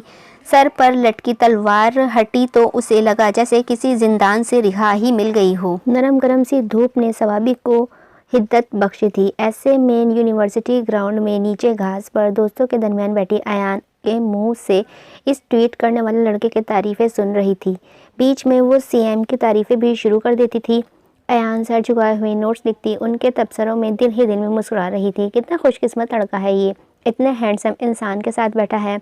अगर इस लड़के की जगह कोई खूबसूरत सी लड़की बैठी होती तो कितना फिल्मी लगता ना ये सब। अपनी एक दोस्त की बात पर अयान ने बेसाख्ता ही लाहौल वाला पढ़ा था। वहाँ उसकी रूह फना हो रही थी और इन्हें फिल्मी माहौल चाहिए। सर झटक कर वो नोट्स में गुम हो गई थी। अयान, तुम भी देखो ना, ये है वो लड़का जिसने ट्वीट की थी। पाकिस्तान में पहला सियासतदान देखा है जिसने ना सिर्फ अपनी गलती मानी है बल्कि इस लड़के को भी अपने साथ बिठाया है, वरना हमें तो लगा था कि अब इस लड़के की लाश ही का पता मिलेगा हमें। एक और लड़की के कहने पर अयान ने बेसाख्ता ही सर्जरी ली थी, जिसे उसके खौफनाक कुत्ते उसके तो लाश कभी पता नहीं मिलना था। वैसे कुछ भी कहो, बंदे की पर्सनैलिटी शानदार है। इस एज में भी किसी हीरो से कम नहीं लगता। हाय काश ये थोड़ा सा यंग होता तो भी इसने तुम्हारी तरफ देखना नहीं था। सुना है इसने शादी नहीं की है और आज तक इसका स्कैंडल तक मीडिया के सामने नहीं आया है। इन लोगों के तबसरे जारी थे। अयान बेदिली से वहाँ से उठाई थी। इन लड़कियों का भी कोई हाल नहीं है। वो चीफ मिनिस्टर से उनसे दुगनी उम्र का इंसान था, मगर ये थी कि उसकी पर्सनैलिटी के शहर में गिरफ्तार हो गई थी। खैर मोहब्बत तो इनको टॉम क्रूज से भी थी। जब वो 60 साल का होकर उन लड़कियों का क्रश था तो दाऊद और अक्सई तो फिर 40 साल का था। कितने दिनों बाद खान सफदर के घर में पुरसुकून दोपहर उतरी थी। खान सफदर और ज़ुखर खातून नाश्ते के बाद पिछले सहन में पौधों की गुड्डी कर रहे थे। इन पौधों की देखभाल को वो मोहब्बत से करते थे, तभी इनका खूबसूरत सा घर इन फूलों और बेलों में घिरकर और भी खूबसूरत लगता था। खान दिलावर दोस्तों के साथ कहीं बाहर निकला हुआ था, जबकि अयान किचन में घुसी आज कुछ स्पेशल बनाने का सोच रही थी। किचन से गर्मा गर्म खाने की खुशबू सारे घर में फैल रही थी। इतवार का दिन होने की वजह से आज अयान ने दोपहर के खाने पर काफ़ी एहतमाम किया था। काबुली पुलाव के साथ चपली कबाब और रायता बनाने के बाद खान सफदर की फरमाइश पर मलीदा बना रही थी। काम से फारिग होकर उसने अपना सफ़ेद कढ़ाई वाला लिबास निकाला। इसके साथ सुर्ख रंग दुपट्टा ओढ़े वो नहाकर निकली थी। लंबे गीले बालों को तौलियों से रगड़कर खुश्क करती इत्तला घंटी की आवाज़ पर चौंकी थी। लगता है भाई आ गए हैं, उनको कहती हूँ कोल्ड ड्रिंक ले आए। सोचते हुए वो तौलिया वहीं छोड़कर बाहर निकली थी। गीले बालों को यूं ही पुश्त पर फैलाए वो दुपट्टा कांधों पर टिकाया। उसने दरवाज़ा खोला था। भाई वो आने वाली हस्ती को देखकर वो वहीं फ्रीज हो गई थी। सर आप यहाँ? दाऊद और अक्सई जो अपना कहा पूरा करने की खातिर खान सफदर के घर आए थे, इस तरह के सूरत हाल पर कुछ तजबस का शिकार हुए थे। सर आपके भाई से मिलने आए हैं बीबी, इनके साथ आए एक शख्स ने नजरें नीचे करके कहा तो अयान ने फौरन ही उसे पहले दुपट्टा सर पर डाला था। मेरे भाई से मिलने आए हैं? इसकी बेवकूफ़ी पर दाऊद और अक्सई को एक लम्हा लगा था उसे पहचानने में। जी आपके भाई से ही मिलने आए हैं। अगर घर पर कोई है तो क्या हम अंदर आ जाएं? दांत पीसकर कहते हुए वो उसे शर्मिंदा कर गए थे। जी सर आइए आइए ना प्लीज़। रास्ते से एक तरफ होते हुए उसने उन्हें अंदर आने का कहा था। दाऊद ने एक नज़र इस खूबसूरत घर को देखा था। चेहरे के सपाट तासुरात में कोई तब्दीली न आई थी। मामूल के इसी अंदाज में चलते हुए वो अंदर दाखिल हुए, जबकि अयान उन्हें बैठाने के बाद खान सफदर को बुलाने चली गई थी। वो हैरान से वहाँ दाखिल हुए थे। दरअसल मुझे आज ही वक्त मिल सका तो मैं आपकी अयादत के लिए आ गया। अयान जो पानी लेकर आई थी हैरानी से दाऊद और अक्सई के चेहरे की जानिब देखा था। उसे यकीन नहीं था कि दाऊद और अक्सई अपने कहे का पास रख के इसके घर पर चले आएंगे, जबकि खान सफदर उनके आने पर बहुत ही आजिज़ नजर आ रहे थे। उन्होंने अयान को खाना लगाने का कहा तो दाऊद और अक्सई ने सहूलत से मना कर दिया। सर अगर आप थोड़ा सा खा लेंगे तो हमें बहुत खुशी होगी। अयान के इतने लखाजत से कहने पर वो इस्बात में सर हिलाते वहीं बैठ गए थे, जबकि वो कपकपाते हाथों से मोरे के साथ मिलकर खाना लगा रही थी। पहला निवाला लेते ही दाऊद और अक्सई के चेहरे पर सताइश फैली थी। खाने की तारीफ करते वो निहायत ही रग़बत से खाना खाने में मसरूफ़ थे। अयान को उम्मीद नहीं थी कि इन्हें खाना इस कदर पसंद आएगा। सर अगर आपके आने का पता होता तो हम मज़ीद एहतमाम करते। अयान के शर्मिंदा अंदाज पर उन्होंने इनकार में सर हिलाया। इसकी ज़रूरत नहीं, आपने ऑलरेडी काफ़ी एहतमाम कर लिया है और ख़ाना बेहद लजीज है। उनके नर्म लहजे पर अयान के चेहरे पर मुस्कान छाई थी। इस दिन के बरअक्स आज वो नर्म लहजे में बोलते उसे अपना आसिर कर रहे थे। आपका बेटा कब तक आएगा? दाऊद और अक्सई के साथ आए शख्स ने पूछने पर खान सफदर उठने लगे थे। मैं अभी इसे कॉल कर लेता हूँ। इनके कहने पर अयान ने फ़ौरन ही उनके कंधे पर हाथ रखा था। वो दरअसल बाबा भाई का फ़ोन अंदर चार्जिंग पर लगा है, मैंने पहले ही कॉल की थी तो कमरे में बज रहा था। उसके एकदम से वजाहत देने पर दाऊद और अक्सई से मुआसरत करने लगे, मगर वो चील किसी नज़र रखने वाला शख्स अयान के झूठ को ना सिर्फ पकड़ चुका था बल्कि इस झूठ के पैसे मंजर से भी वाकिफ़ था। जाहिर है सब उसे लड़के के तौर पर जानते थे, तो भला बेटे को कॉल करने पर अयान कैसे रूप बदल कर आ सकते थे। मज़ीद इस सूरत हाल से बचने के लिए वो उठ खड़े हुए थे। चलें अब इजाज़त दें। सॉरी सर, मेरे बेटे से नहीं मिल सके आप? कोई बात नहीं, जिससे मिलने आए थे उनसे मिल चुके हैं, आप अपना ख्याल रखिएगा। इस पर एक नज़र डालते हुए वो वहाँ से निकल गए थे। इनके जाने के बाद अयान एक्साइटेड होते हुए आईडी लॉगिन कर रही थी, जहाँ दाऊद और अक्सई की आमद और उनके यहाँ खाना खाने पर उसने एक लंबा चौड़ा सा कॉलम लिखा था। जिस पर कितने ही लोगों ने दाऊद और अक्सई के लिए नेक ख्वाहिशात का इजहार किया था। अयान को दाऊद और अक्सई का रवैया देखकर एहसास हुआ था कि जज्बात में उठाया हुआ कदम वाकई गलत था। उसने यूं ही किसी को जाने बगैर बेनुक्ता सुना डाली थी। दाऊद और अक्सई घर पहुंचे तो सामने बहन और भांजे को देखकर बेतहाशा खुश हुए। हाय लिटिल चैम्प, कब आए? बस कुछ ही देर पहले। मामा भी आई हैं। अच्छा, किधर हैं? उसे गोद में बैठाकर गुदगुदाते उन्होंने पूछा था। वो किचन में हैं, सुभान के लिए नगेट्स बना रही हैं। सुभान ने फखरिया कॉलर खड़े किए थे। हाँ भाई, सुभान तो शहजादा है, उसे तो सभी प्रोटोकॉल देते हैं। प्रोटोकॉल के नाम पर उनके चेहरे पर मुस्कुराहट फैली थी, जिसे उन्होंने पल भर में संजीदगी में ढाला था। भाई, आप कब पहुँचे? बस अभी अभी। उठकर उन्होंने बहन को गुस्से लगाया था, जो उनसे मिलने के बाद बेटे को नगेट्स की प्लेट पकड़ा रही थी। खाना लगाऊं क्या आपके लिए? नहीं, खाना मैं खाकर आया हूँ। और आपकी मेडिसिन? रशीद चचा बता रहे थे कि आपने मेडिसिन लेनी छोड़ दी हैं। बहन की तफ्तीशी अंदाज पर उन्होंने ग्लासेस उतारकर जेब में रखे थे। कभी कभार भूल जाता हूँ तो नहीं ले पाता। सच में भाई, आप मेडिसिन लेना भूल जाते हैं? भला कोई अपने जिंदा रहने की वजह को भी भूल सकता है? आप जानते हैं ना कि ये मेडिसिन आपके लिए कितनी ज़रूरी हैं। तो मुझसे मिलने आई हूँ ये तफ्तीश करने, हल्के फुल्के लहजे में उन्होंने कहा। तो नताशा ने नाराज़ी से उन्हें देखा था। मैं आपको कुछ बताने आई थी। क्या बताने आई थी? यही कि मैं और सुभान उज़ैर के साथ जर्मनी शिफ्ट हो रहे हैं। बहन की बात पर उन्होंने एक नज़र उसे देखा, फिर गहरी सांस भरकर रह गए। क्या जाना ज़रूरी है? इस मुल्क में अब रहने लायक बचा ही क्या है भाई? मैं अपने बच्चे को किसी काबिल बनाना देखना चाहती हूँ, और वो यहाँ रहकर मुमकिन नहीं है। और फिर पाकिस्तान ने हमें दिया ही क्या है? सॉरी, दोनों काबिल तलाफी नुकसान के सिवा। इसके लहजे में तलखी घुली हुई थी। तुम कुछ ज़्यादा ही सोच रही हो नताशा। अब भी आपको लगता है कि मैं ज़्यादा सोच रही हूँ? हमारे माँ बाप को इस वक्त हमसे छीन लिया गया जब हमें इनकी सबसे ज़्यादा ज़रूरत थी, और वो वक्त अब भूल गए जब आप। मैं इस वक्त को भूल जाना चाहता हूँ नताशा, और इस बारे में बात मत किया करो। बात ना करने से क्या माजी बदल जाएगा? नहीं बदलेगा, मगर इतनी अजियत भी नहीं देगा। कब की फ़्लाइट है तुम लोगों की? उन्होंने गोया बात ही ख़त्म कर दी थी। 1 हफ्ते बाद की फ़्लाइट है। अच्छा ठीक है, ख्याल से जाना। वो वहाँ से उठ गए थे। नताशा ने दुख से उन्हें जाते हुए देखा था। दाऊद और अक्सई ने खुद को कितना तन्हा कर दिया था। वो भाई को देखते हुए यहाँ से जाना ना चाहती थी, मगर जब बेटे को देखती तो एक पल भी यहाँ रुकना ना चाहती थी। सुभान के मुस्तकबिल से ज़्यादा उसे दाऊद की माजी की खदशात सताते थे। अगर सुभान को भी दाऊद की तरह इस मुल्क ने नुकसान पहुँचाया तो वो क्या करेगी, कैसे सहेगी? बुझे दिल से वो वहाँ बैठी दाऊद और अक्सई के बारे में सोच रही थी। अगर दाऊद ने शादी कर ली होती तो शायद आज मामलात मुख्तलिफ होते। कोई होता जो उसका ख्याल रखता, जो उसकी दवाइयाँ वक्त पर देना भूलता नहीं, और जिसके लिए दाऊद खुद भी अपना ख्याल रखता।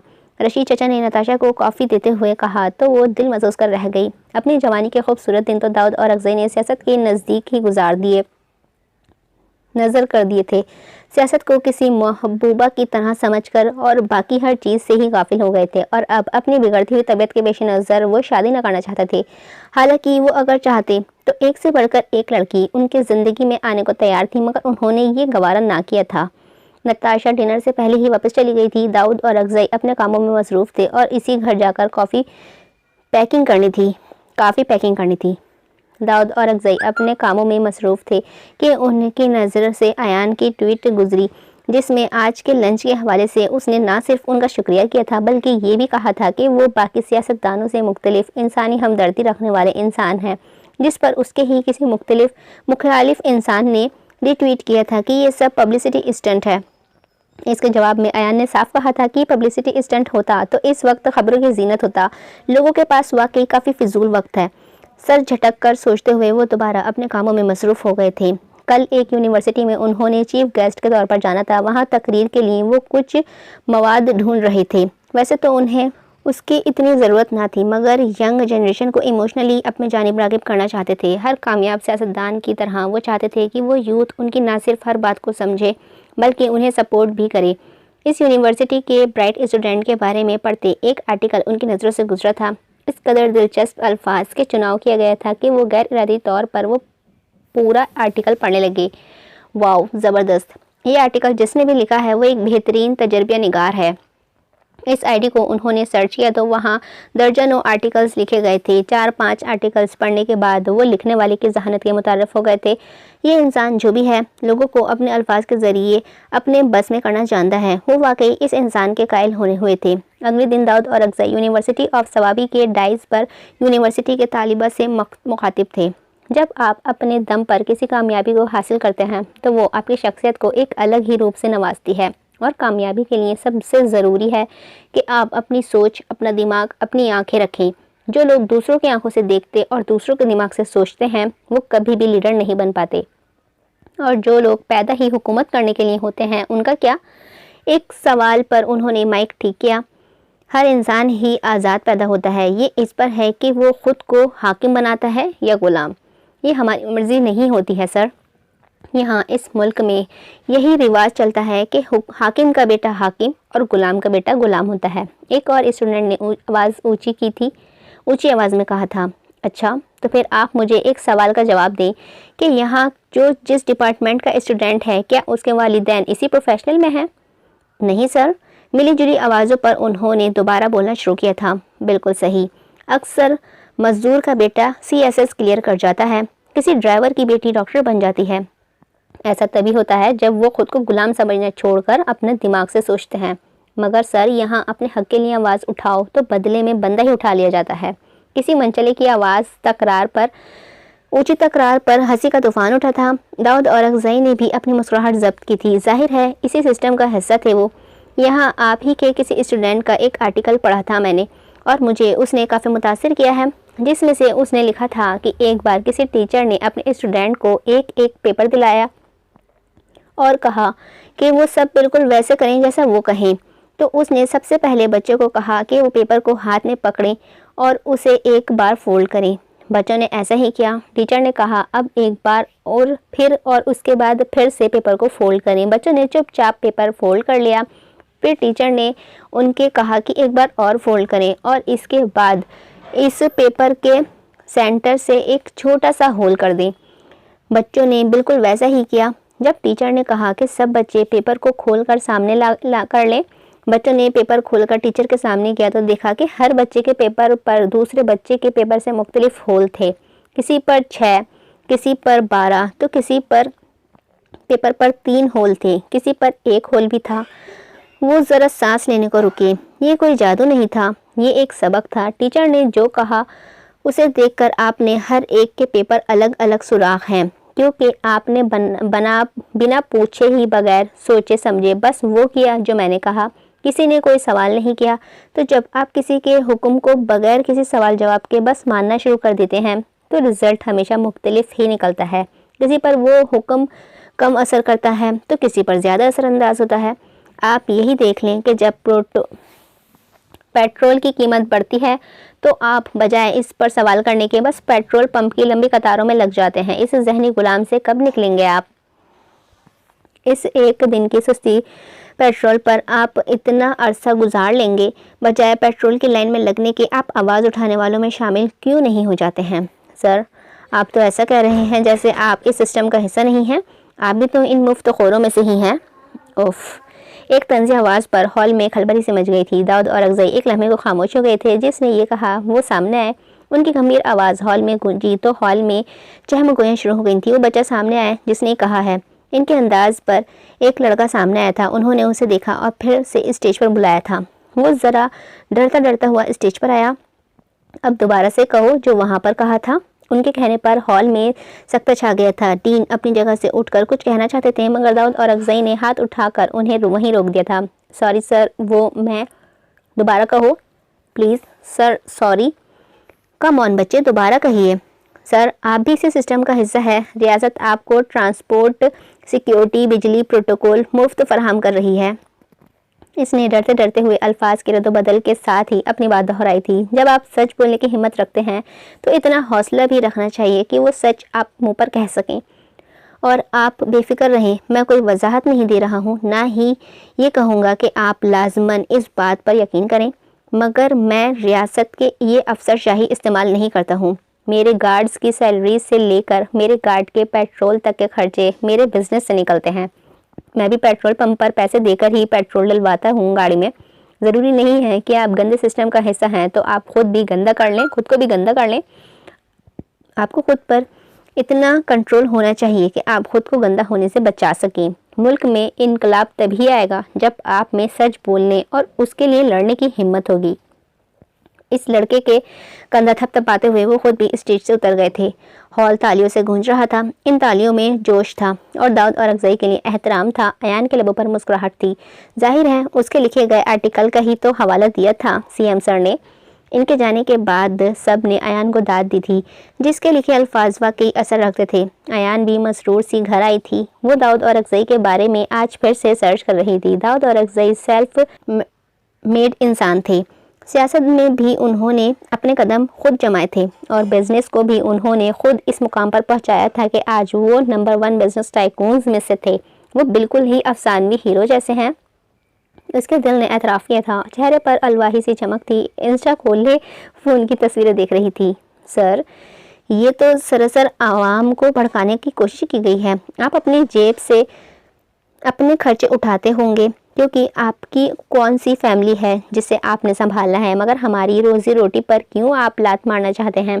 भला आपको ये बताने की क्या ज़रूरत थी कि आप अपने अखराजात खुद उठाते हैं? कल को आवाम ने ये मुतालबा रख दिया कि दीगर सियासतदान भी इस अफसरशाही को छोड़ दें तो हमारा क्या होगा? पार्टी मीटिंग थी जिसमें दाऊद और अफजई के ही पार्टी मेंबर इससे सख्त नाराज़ थे। तो छोड़ देना इस अफसरशाही को। कब तक इस मोहताजी की ज़िंदगी को गुजारते रहेंगे? अपने दम पर भी कुछ करना सीखें। जब एक दिहाड़ीदार मजदूर अपने अखराजात खुद उठा सकता है तो आप तो फिर भी अच्छे खासे पढ़े लिखे लोग हैं। इनका मंसूबा मजबूत लहजा किसी किस्म के तासुरात से पाक था। इनके असिस्टेंट नियाज ने उनके इस तरह कहने पर अपनी मुस्कुराहट दबाई थी। सर, ये आप गलत कर रहे हैं। एमएनए फारूक खान के लहजे में बगावत थी। पहले ही इसे पिद्दी से लड़के की वजह से पार्टी को इतनी जिल्लत उठानी पड़ी है, बचाए इसके कि इस लड़के की माफ़ी मंगवाते आपने खुद उसे पास बिठाकर माफ़ी मांगी। जब पीएम साहब ने ही उसे गायब करवाने का कहा था तो उसे आपने गायब क्यों नहीं करवाया? शेर अली खान के कहने पर दाऊद और अफजई ने उनकी जानिब देखा था। ये बात तो मेरे और पीएम साहब के दरमियान हुई थी, फिर आप तक ये खबर कैसे पहुंची? दाऊद और अफजई के सख्त अंदाज पर वो बगले झाँकने लगे। ऑन कैमरा हुकूमत को गालियां देते और ऑफ कैमरा इनसे दोस्तियां रखते। शर्म आनी चाहिए आपको। सीएम साहब उसे ही सियासत कहते हैं। आप जाने कौन सी सियासत करना चाहते हैं? हमारी पार्टी के कितने सपोर्टर्स हैं? वो अपने असिस्टेंट से मुखातिब थे। 5 करोड़ से ज़्यादा हैं। इनकी सेक्रेटरी के बताने पर वो उनके जानिब मुतवज्जह हुए। मुझे इन 5 करोड़ लोगों का नहीं बल्कि 22 करोड़ लोगों का मुस्तकबिल संवारना है। उनकी सोच को बदलना चाहता हूँ मैं, और इसके लिए मैं इस दोहरे मयार का कायल नहीं हूँ। उसे सियासत नहीं होती थी, इसे ऐसे सियासत नहीं होती है। खान साहब, आप तो अपनी पार्टी के लोगों को ही खुद के खिलाफ कर रहे हैं। आप अकेले सिर्फ इस स्पोर्ट्स की बिना पर इस मुहाज पर खड़े नहीं हो सकते हैं। इसके लिए आपको टीम की भी ज़रूरत है। अपनी पार्टी को अपने खिलाफ कर देंगे तो अकेले कौन सा इनकलाब बर्पा कर लेंगे आप?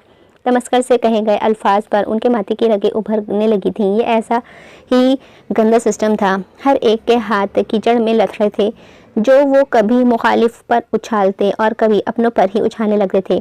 मैं अब भी अपनी बात पर कायम हूँ। मुझे मुनाफिकों की ज़रूरत नहीं है। तो ठीक है, फिर एक दस्तखत की ही तो बात है ना।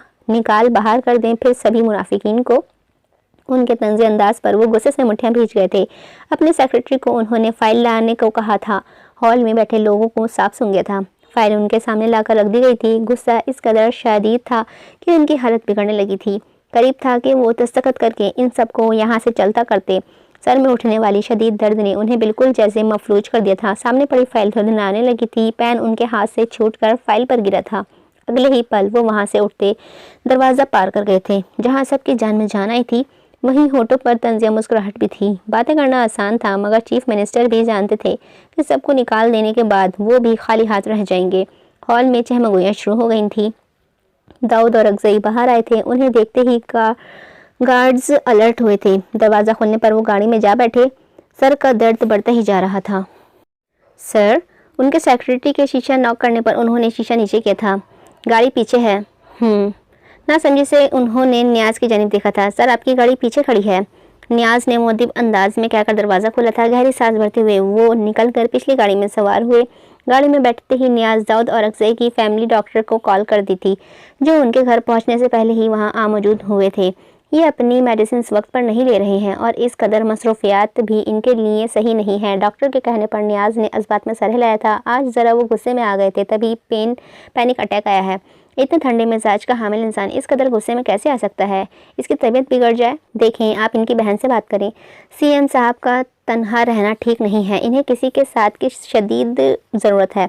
अगर इनकी हकीकत मुखालफिन तक पहुंच गई तो वो उन्हें नुकसान पहुंचा सकते हैं। ना सिर्फ मुखालफिन बल्कि इनकी अपनी पार्टी के लोग भी इस बात का नाजायज़ फ़ायदा उठा सकते हैं।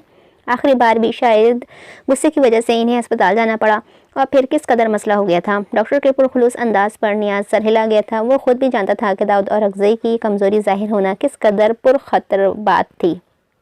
और फिर जिस तरह वो दाऊद के मामले में गफलत बरत रहे थे, दवाइयों के मामले में गफलत बरत रहे थे, ये बहुत ज़रूरी था कि वो अपनी तन्हाइयों का साथी ढूंढ लेते कि अब ये ख़बर छुपाए रखना भी मुश्किल हो रहा था। सर, आप नताशा मैडम को बताने से मना क्यों कर रहे हैं? वो नताशा को सिर्फ जा रहे थे कि नियाज के पूछने पर बाहर देखने लगी। नताशा अपनी ज़िंदगी है, नताशा की अपनी ज़िंदगी है, उसकी फैमिली, उसका बच्चा है।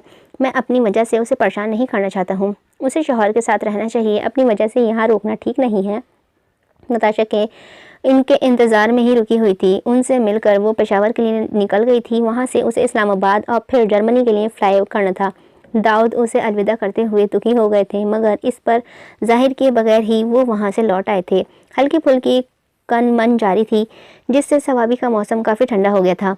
अयान यूनिवर्सिटी से वापस आते ही एक भुट्टे वाले के पास रुक गई थी, जबकि खान सफदर आज उसके साथ वापस ना आए थे। लाला, मसाला ज़रा ज़्यादा लगाओ। हाँ बाजी, ज़्यादा ही लगा रहा है। तब तुम अब कहता हो सारा डिब्बा ही तुम्हारे भुट्टे पर उलट दूँ? चौथी बार मसाला लगवाने पर वो खान झुंझला गया था। अच्छा ना, बस थोड़ा सा और लगा दो, और लीमू निचोड़ो ना, क्या बस मसाला रगड़ रहे हो? उसके कहने पर भुट्टे वाले ने उसे घूरा तो अयान ने फ़ौरन ही होठों पर उंगली रख दी थी। सिया पुश्तून, घुटनों तक आती हुई कढ़ाईदार फ्रॉक और घेरे वाली शलवार पहने उसने ओशन ब्लू दुपट्टा ओढ़े रखा था। एक हाथ में फाइल थामे, दूसरे में बोतल लिए मोड़ी थी। सामने ही 5-6 सिया शीशे वाली गाड़ियाँ गुजरी तो उनमें से सीएम साहब की गाड़ी देख उसने दिलचस्पी से उन्हें गुजरता देखा। यक यक गाड़ियाँ रुकी थीं और इस गाड़ी से गार्ड निकलकर उसकी जानिब बढ़ा था।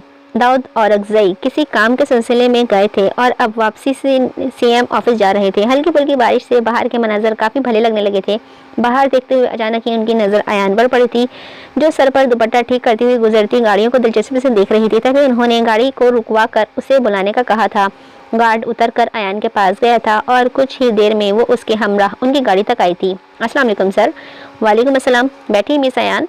इनके इस तरह कहने पर अयान हिचकिचाई थी। मुझे आपसे बात करनी है और यहाँ ज़्यादा देर तक रुकना मुनासिब नहीं है।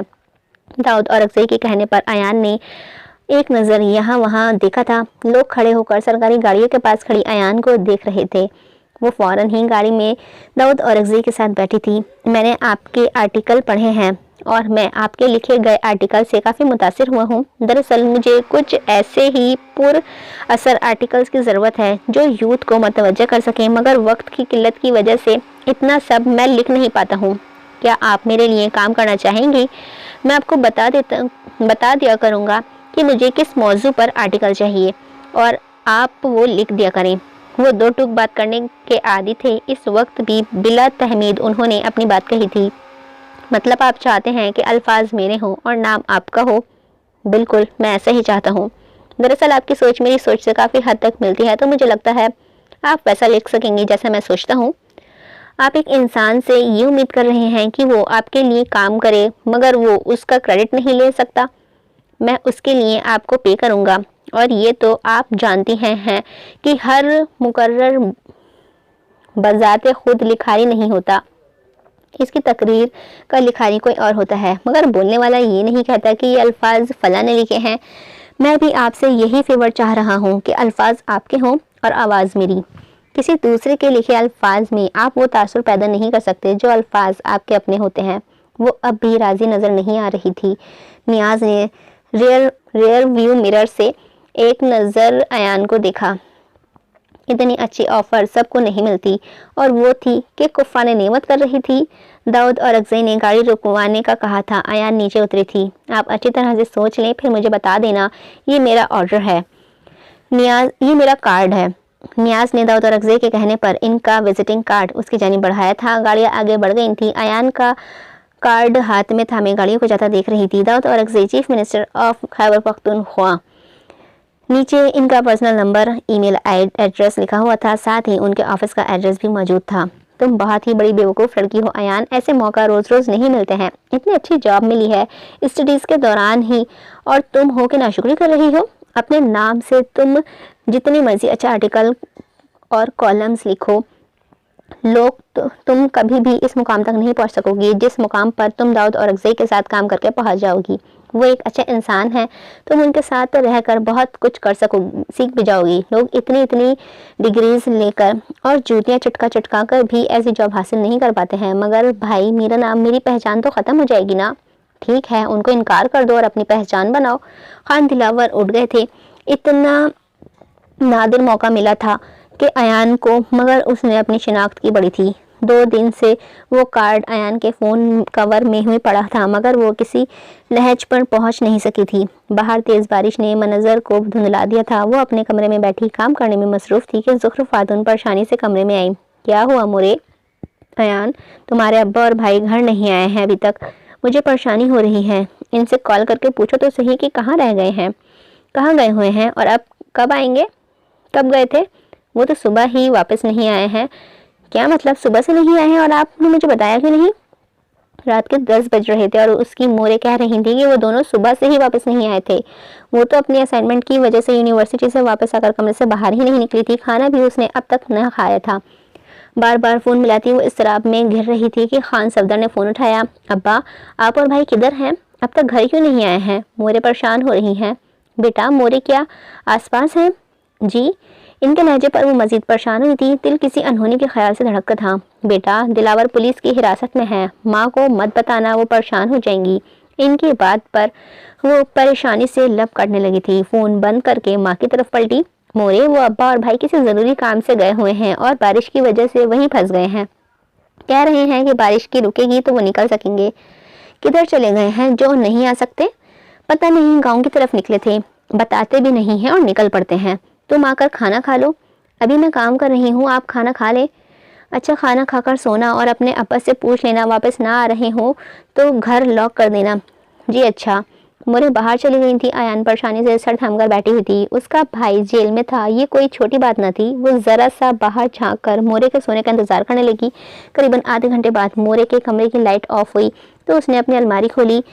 अब्बा के दिलाए हुए जीन्स शर्ट और विग लिए वो बाथरूम में घुस गई थी। कुछ ही देर में वो दबे पाँव खिड़की से कूदती साइकिल लेकर थाने की जानिब निकल पड़ी थी।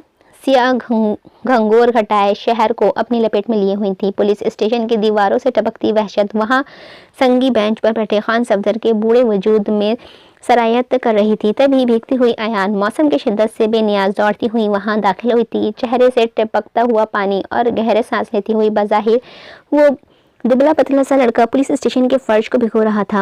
अब्बा, उसकी पुकार पर जहां खान सफदर ने झुका हुआ सर उठाया था, वहीं ड्यूटी पर मौजूद इंस्पेक्टर झटके से अपनी जगह से उठा था। वही, चल बाहर निकल, तेरे बाप का पुलिस स्टेशन है जो गीला कर रहा है फर्श को। इंतहाई बदतमीजी से कहते हुए उसने कांस्टेबल को इशारा किया जो उसे बाहर धकेलने लगा। अब्बा, मुझे इनसे बात करनी है। ऊंची आवाज़ में वो चिल्लाई थी, जिस पर कांस्टेबल ने उसे बाहर धकेल दिया था। जो बात करनी है यहाँ बाहर खड़े होकर करो। ओ बुजुर्गो, इधर बाहर आकर गप्पे लड़ाओ। कांस्टेबल के जहलाना अंदाज पर वो चुपचाप उठते हुए बाहर आए थे, जबकि अयान ने गुस्से से मुंडियां भेजी थी। दिल चाह रहा था कि इस कांस्टेबल का मुंह तोड़ दे। अब्बा, ये सब कैसे हुआ और भाई किधर हैं? पता नहीं बेटा, ये लोग कह रहे हैं कि उसने चोरी की है, मगर उसके पास से कुछ भी नहीं निकला। भीखे लहजे में कहते हुए वो बिल्कुल नीम मुर्दा हो चुके थे। सफ़ेद पोश शख्स का कड़ियल जवान बेटा पुलिस की हिरासत में था। उनके लिए ये कोई छोटी बात न थी। अच्छा, परेशान ना हो, कुछ ना कुछ हल निकल ही आएगा। मैं देखूं जरा भाई से मिलना को कोई हल निकल आए। वो इन्हें तसल्ली देते हुए दोबारा अंदर की जाने बढ़ी थी कि कांस्टेबल ने उसका रास्ता रोक दिया था। साहब ने कहा है ना कि पुलिस स्टेशन गंदा ना करो। समझ नहीं आती है कि एक बार की कही बात, या तुम्हारा इरादा है कि तुम्हें भी अंदर कर दूं? इसके गुस्से भरे अंदाज पर वो मायूसी से पलटी थी। अब क्या करें? मैं वकील को कॉल करूं? क्या पता इस वक्त अटेंड कर ही ले। उसने अपना फ़ोन निकालते वक्त देखा था जहां रात के 12:30 बज रहे थे। वकील का नंबर ढूंढते हुए उसकी उंगलियां एक नंबर पर आन रुकी थी। कुछ सोचते हुए उसने नंबर डायल किया था। बेल जा रही थी, साथ ही उसके दिल की धड़कनें भी बढ़ रही थीं। हेलो हेलो, प्लीज़ हेल्प करें, मेरी हेल्प करें, मेरा भाई लॉकअप में है। और टू टू की आवाज़ के साथ ही राब्ता मुंतकी हो गया था। जाने दूसरी जानिब कुछ सुना भी गया था या नहीं। उसकी आंखों ने आंसू जारी हो गए थे। दोबारा नंबर मिलाने पर सिग्नल इशू की वजह से कॉल आउट ना हो रही थी। बेबसी का एहसास ने उसके कंधे झुका दिए थे। खान सफदर पर जो पुरउम्मीद नजर से उसकी जानिब तक रहे थे, उसे मायूसता देखकर कंधे थपथपाने लगे थे। वो दोनों बाहर ही बैठे अपनी किस्मत पर मातम गुना थे। कितनी ही बार वो नंबर डायल कर चुकी थी, मगर कुछ फ़ायदा ना हुआ था कि सिग्नल के ज़रा से भी ना थे। साहब, हाँ कहो। कांस्टेबल रास्तारी से इंस्पेक्टर की जानिब झुका था। बाहर बेटा लड़का हुआ कुछ मशकूक है। क्या मतलब? शायद वो लड़का नहीं है तो क्या वो ख्वाजा सैरा है? इंस्पेक्टर ने कोफ्ते से उसे देखा था। वो तो पता नहीं, मगर इतना यकीन है कि वो लड़का नहीं है। उसकी बात पर इंस्पेक्टर के होठों पर गमीनी सी खई। ये तो स्टार्टिंग में पड़ा ही था। अयान जितना हैरान होती उतना कम था। उसकी फ़ोन कॉल पर दर्द और अगज़ई मौसम की परवाह किए बगैर थाने आ पहुंचा था। तशक्कुर के एहसास से उसका वजूद कपकपाने लगा था। सर, वो मेरे भाई, इन्होंने कुछ नहीं किया है। वो बेतहाशा रोते हुए उसके सामने आई थी। न्याज ने एक नज़र उसे देखा था। आखिर क्या था इस लड़के में कि जिसके लिए दाऊद और अगज़ई ने ना सिर्फ पीएम की बात को नज़रअंदाज कर दिया था, बल्कि इस बरसती हुई तूफ़ानी बारिश में थाने आन पहुंचा था। हालांकि उसकी एक फ़ोन कॉल भी काफ़ी थी, मगर वो मौसम की परवाह किए बगैर खुद यहाँ आ मौजूद हुआ था। इसे धानपान से लड़के को सीएम से बात करता देखकर थाने का अमला बौखला गया था। सर आप इधर, आप एक कॉल कर देते ना ये नाचीज़ सर के बल आपके पास आ जाता। उस इंस्पेक्टर का बस नहीं चल रहा था कि वो दाऊद और अगज़ई के कदमों में लेट जाता। अयान ने तनफ्फुर से उस करप्ट इंसान को देखा था। इस लड़के का भाई किधर है? इसकी खुशामद से बेनियाज उन्होंने सर्द अंदाज में सवाल किया। सर, मैं अभी लेकर आता हूँ। अपनी कुर्सी खींचकर उनके पास लाते हुए कांस्टेबल से चाबी लेते हुए वो खुद अंदर की जानिब बने बैरक की तरफ भागा था। कुछ ही देर में दिलावर खान इंस्पेक्टर के साथ वहां आया था। अयान भाई को देखते ही बेसाख्ता रोती थी। उसका गाल सूजा हुआ था। किस केस में अंदर किया गया है इन्हें? सर, वो चोरी के इल्ज़ाम में। इंस्पेक्टर के माथे पर पसीना आया। कुर्सी पर बैठा ये शख्स उसकी नस्लें मलियां मेट करने की सलाहियत रखता था। वो सोच भी नहीं सकता था कि जिस शख्स को उसने बगैर किसी फॉर्मेलिटी के गिरफ्तार किया था, उसकी पहुंच इतनी ऊंची होगी। हम एफआईआर कहाँ है? कुर्सी की पुष्ट से टेक लगाते उन्होंने इस्तफसार किया। सर, वो तो नहीं है। इंस्पेक्टर के सर झुकाकर कहने पर अयान ने बेयकीनी से उसकी जानिब देखा था। तो क्या आपने मुलजिम को चोरी करते हुए पकड़ा है? नहीं सर, वो तो जी फ़ोन पर शिकायत दर्ज करवाई गई थी। इस इंस्पेक्टर का इस वक्त दिल चाह रहा था कि खुद को इस जहान से कहीं गायब कर दे। कुछ वक्त पहले फिरौन बिना ये शख्स खुद से ज़्यादा ताकतवर के सामने चूटी बन गया था। अच्छा जी, आगे का नावल मैं नेक्स्ट पार्ट में रीड करूँगी और ये नावल बहुत ही शानदार है, मज़ेदार है। मैंने पढ़ रखा है, इसीलिए मैं आपसे कह रही हूँ, रिकमेंडेड है। आप लोग इसके अगले पार्टों के साथ जुड़े रहिएगा। मैं होपफुली 4 पार्ट में इसे कंप्लीट करूँगी क्योंकि बहुत लॉन्ग है। मुझे फॉलो कीजिएगा। आज मैंने काफ़ी टाइम बाद रीड किया है, इसलिए मैं काफ़ी जगह अटकी भी हूँ और मेरा गला भी ख़राब हुआ है और बहुत स्लो भी पड़ा है। मगर चलिए, पसंद आया तो लाइक कीजिएगा, चैनल पर नए हो तो चैनल को सब्सक्राइब कीजिएगा और बेल आइकन दबाना बिल्कुल नहीं भूलिएगा ताकि आपको हर नई आने वाली वीडियो की अपडेट सबसे पहले मिले। आगे का नावल मैं कंटिन्यू करूँगी नेक्स्ट पार्ट में। जब तक के लिए अपना ध्यान रखिएगा, मुझे अपनी दुआ में याद रखिएगा। अल्लाह हाफ़िज़।